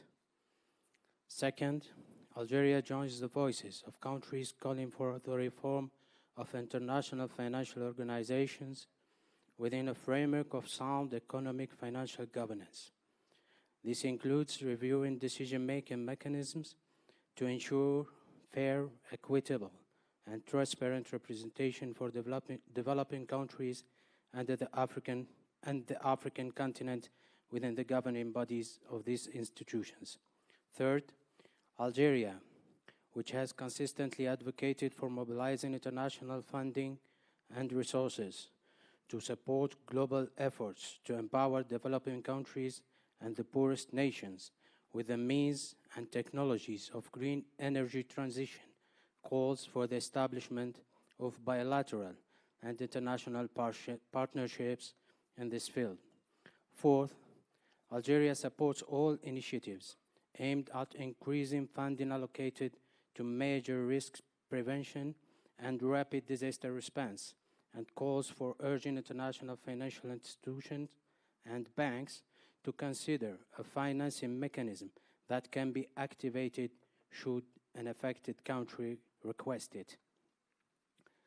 Mr. President, for nearly 2 consecutive years, the world has witnessed the heinous crimes committed against the defenseless Palestinian people and has seen the extent of the devastation wrought by this war. This compels us to express our hope that the G20 countries would launch a comprehensive mobilization to build a better future for the Palestinian people, and I reaffirm my country's commitment to supporting any step they may take in this regard. Thank you for your kind attention. Thank you. I'd now like to call upon the Prime Minister of the Arab Republic of Egypt, Dr. Mustafa Merboli, to take the floor. His Excellency Cyril Ramaphosa, President of the Republic of South Africa, Excellencies, Heads of the States and Government, ladies and gentlemen. I am delighted to join you today on behalf of His Excellency President Abdel Fattah el-Sisi at the G20 Summit. I would like to express my sincere gratitude to the sisterly Republic of South Africa for the warm hospitality and excellent organization of the first summit on African soil, and to express Egypt's deep appreciation to the South African G20 presidency for its kind invitation to participate as a guest in the G20 meetings this year. We also commend South Africa's leadership in steering the group's work and in advancing Africa's priorities. In a world faced by unprecedented global challenges, the G20 has a critical role in addressing the main global economic challenges, including the reform of the international financial architecture to ensure that it is responsive to the developmental needs of developing countries. This includes enhancing access to concessional finance through establishing new financial mechanisms, while strengthening the effectiveness of existing ones, improving the business models and financing capabilities of the IFIs and the MDBs, and ensuring stronger representation of developing countries in the global economic governance. It is also imperative to reform the complicated global debt landscape by establishing new mechanisms for managing debt in a comprehensive and sustainable manner in low-income and middle-income countries. We also aspire to reinvigorate the global commitment of multilateralism, including the rule-based multilateral trading system with the WTO at its core, to promote trade as engine of sustainable development and inclusive growth. Excellencies, peace and development are strongly interlinked. The Sharm el-Sheikh Peace Summit that ended the war in Gaza paved the way for a more stable, peaceful, and prosperous Middle East. We welcome the adoption of the Security Council resolution on Gaza Strip on November 17th, and we stress the urgent need to start the implementation of the second phase of President Trump's plan to deal with the humanitarian catastrophe in Gaza through providing the necessary humanitarian assistance and to embark on the early recovery and reconstruction of the Strip without delay, while working at the same time on a final settlement of the Palestinian question based on the two-state solution. Egypt will host an international conference on the early recovery and reconstruction in Gaza, and I invite your countries to participate in it. In conclusion, I look forward to achieving constructive outcomes out of this summit to fulfill the aspiration of our peoples for a better world. Thank you very much. Thank you, Prime Minister. I now would like to request the Vice President of the Federal Republic of Nigeria, Vice President Kashim Shettima, to take the floor and address us. Mr. President, Heads of State and Government, Excellencies, let me at the outset express appreciation to His Excellency President Matameta Cyril Ramaphosa for the warm reception in this beautiful city of Johannesburg. May I further use this opportunity to congratulate him on the successes of the South Africa G20 presidency, including his purposeful leadership in steering the affairs of the group in a number of processes and negotiations which will culminate in a leader's declaration. Nigeria, as one of the invited guest countries of this year's G20 Summit, commends the concerted efforts of the group in mobilizing action towards accelerated attainment of inclusive sustainable growth, where financing for development is guaranteed and no one or country is left behind. The theme of the Session 1 of the Leaders Summit, Inclusive and Sustainable Economic Growth, leaving no one behind, building our economies, the role of trade, financing for development, and the debt burden, is apt and speaks to the challenges of developing countries. The current multilateral framework do not adequately reflect the realities of today's world. Many developing nations continue to face systematic barriers to economic growth, trade, and financial inclusivity. For trade to be truly inclusive, the G20 must take bold steps towards reforming the international financial architecture and global institutions. Only a more equitable and effective system can fairly manage global financial flows, address recurring debt crises, and respond to the needs of all nations, especially those in the global south. Africa cannot realize the positive paradigm shift we seek in its development trajectory without a collective resolve of the G20. Together, we must confront the persistent regional challenges before us, most notably the urgent need for sustainable financing to ensure effective implementation of our developmental priorities.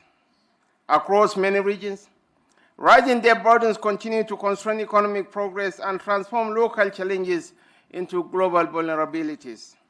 Ensuring debt sustainability, while responsibly leveraging critical minerals for inclusive and enduring development, must remain central priorities for the G20. The G20 must, in the adoption of the Leaders' Declaration, take very seriously the need to advance policies that drive sustainable growth, promote financial inclusion, and tackle emerging risk. This includes support for indigenous production, export from Africa, and mechanisms to enhance significant increase in FDI flows to the African region. Nigeria has in recent times demonstrated its readiness for both foreign direct and portfolio investments. This progress is driven in part by the fiscal policies introduced by the present administration, all aimed at enhancing the ease of doing business in Nigeria. We are committed to establishing 1,000 active businesses in each ward in Nigeria, with a clear objective of stimulating our local economy through grassroots empowerment, skills acquisition, and job creation.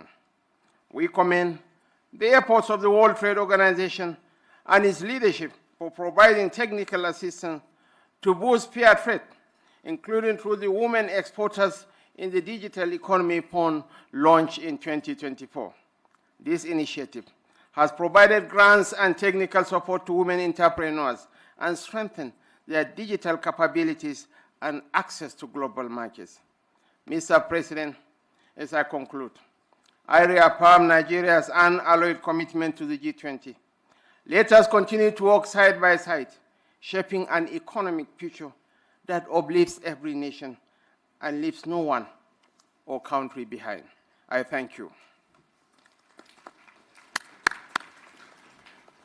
Thank you very much, Vice President. I now ask His Excellency the Vice President of the Republic of Zimbabwe, His Excellency Constantino Chiwenga, to take the floor.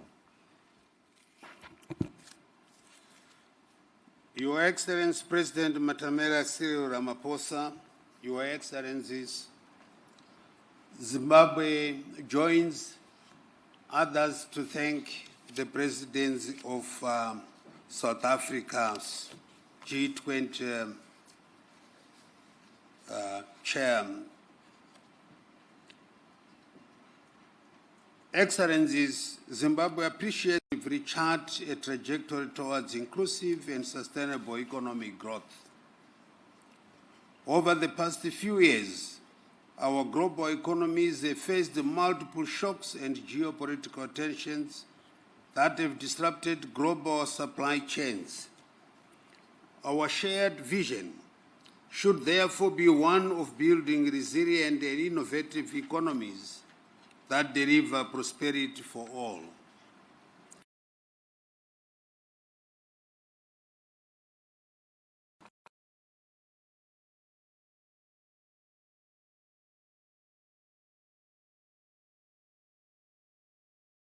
The 2030 Agenda and the African Union's Agenda 2063.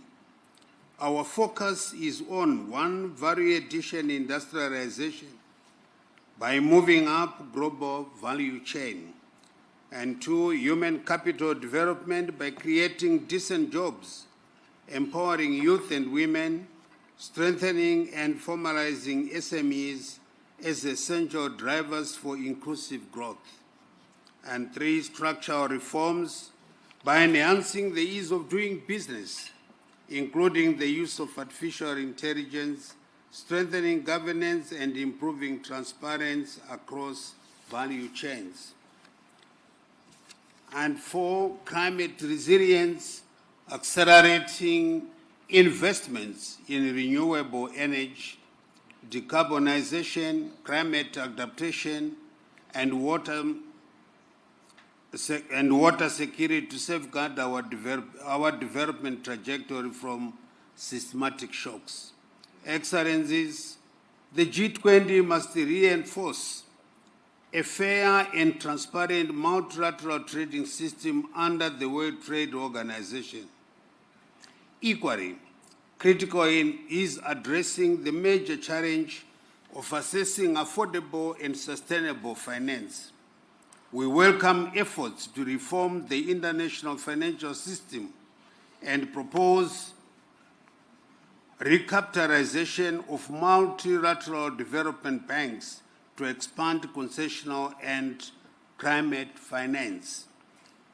Two, promotion of innovative financing through active re-promotion of mechanisms such as the green bonds, blended finance, and diaspora investments.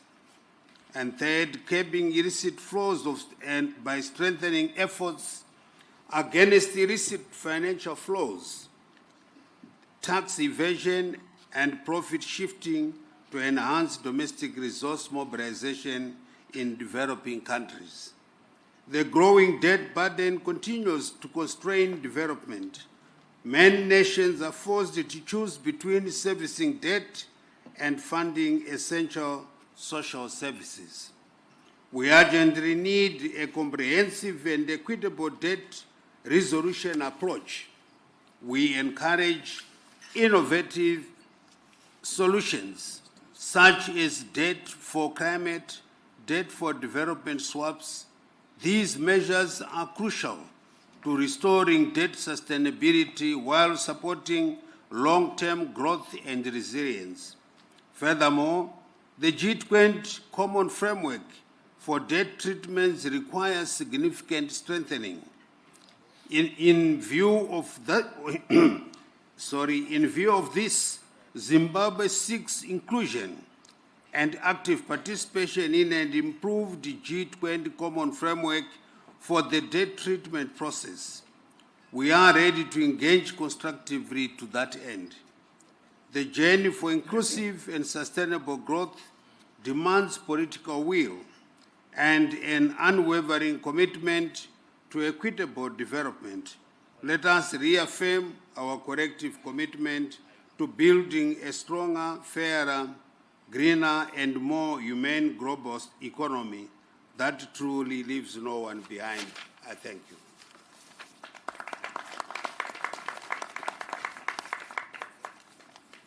Thank you, Vice President Chiwenga. I now have my last two speakers before we take a leg stretch break in order to go and take the family picture. Soon we will be able to stretch our legs. I now ask His Highness Sheikh Khaled bin Al Nahyan, the Crown Prince of Abu Dhabi, the United Arab Emirates. Please take your floor. شكرا فخامة الرئيس.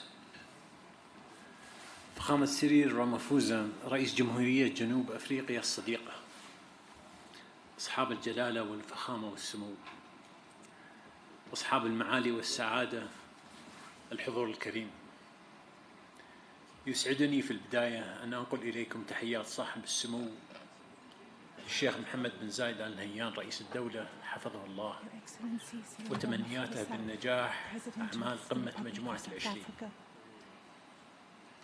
وتقدم بخالص الشكر إلى فخامة الرئيس سيريل رامافوزا على دعوته الكريمة لدولة الإمارات للمشاركة في أعمال مجموعة العشرين لهذا العام. First of all, it is my pleasure to convey to you the greetings of His Highness Sheikh Mohammed bin Zayed Al Nahyan, President of the United Arab Emirates, along with his sincere wishes for the success of this G20 Summit.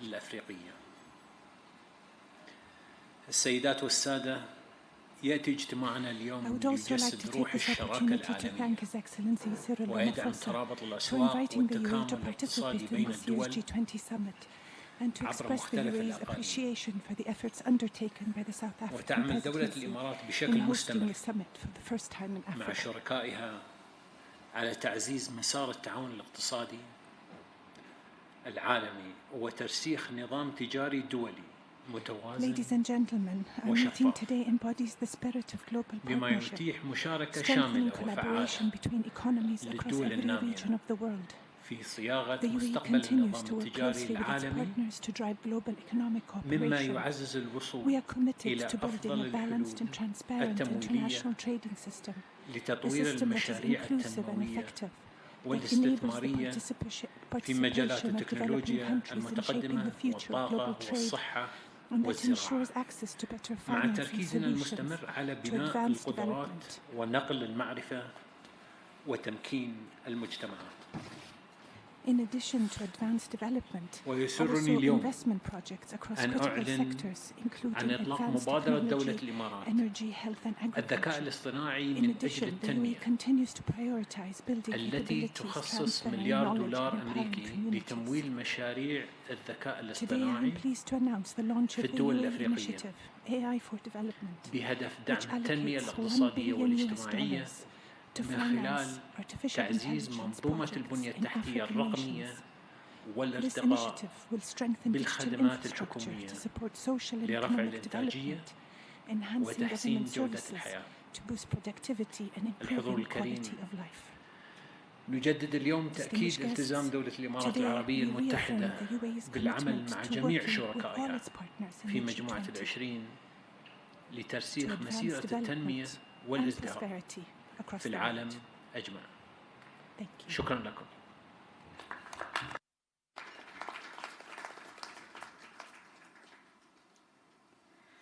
Thank you, Your Highness.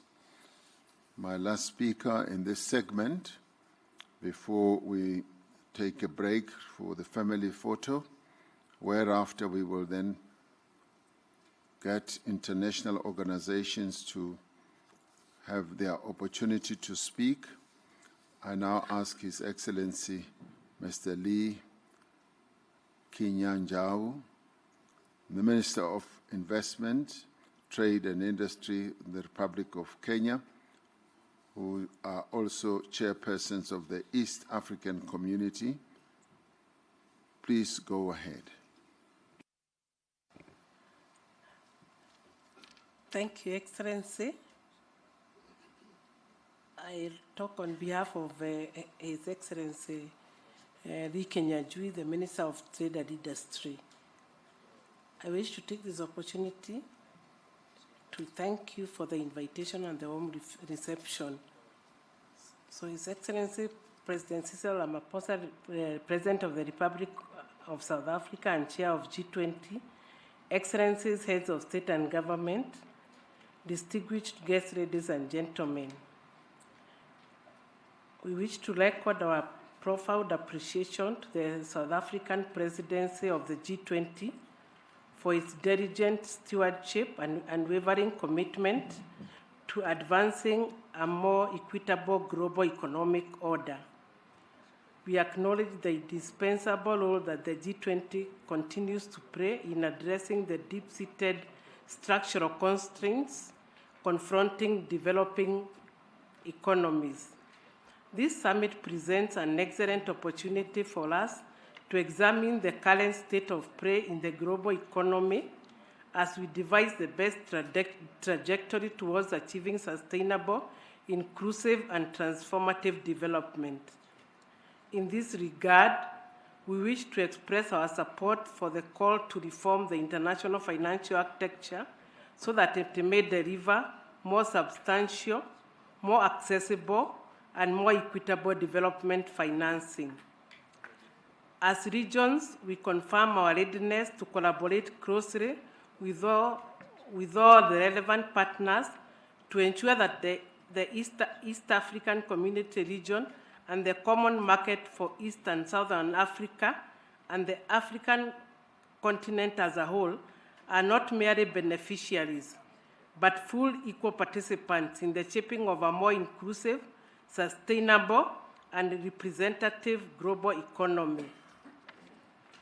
Excellencies, ladies and gentlemen, we welcome G20 efforts to advance global disaster risk financing, investment in early warning systems for all, and strengthen capacity building across developing regions. We further support stronger G20 leadership in delivering predictable, adequate, and accessible climate finance for both adaptation and mitigation. This includes honoring existing commitments and developing new fair financing instruments that reflect the needs of vulnerable regions. The East African Community and COMESA remain committed to transforming food systems to become more productive, climate resilient, nutrition sensitive, and inclusive, especially for smallholder farmers, women, and youth. Chair, we stand ready to work with all partners, including G20, to deepen cooperation in agricultural research, seed systems, trade facilitation, storage logistics, while advancing value addition and intra-regional trade to reduce vulnerability to external shocks. I thank you. Well, thank you very much. We will now get the announcements of how the family photo will be taken in the various segments. And thereafter, we will be able to come back, and I'd like to give us 20 minutes to have the photo taken, and thereafter come back so that we can resume the whole process of getting our international organizations to take the platform. So we will get the announcements now. Your Excellencies, we now invite you to the family photo, which will be done in 2 phases. The first photo will only include G20 members. Thereafter, for the second photo, we will invite every other invited guest and international organization on the family photo stage. Kindly note that in the first row will be G20 members, the second guest countries, and the third international organizations. Excellences, nous vous invitons à la photo de famille qui aura lieu en 2 étapes. En premier lieu, les pays membres seulement. En deuxième, tous les autres participants seront invités à rejoindre les pays membres. Au premier rang, les pays membres du G20, au deuxième, les pays invités, au troisième, les organisations internationales. Je vous remercie.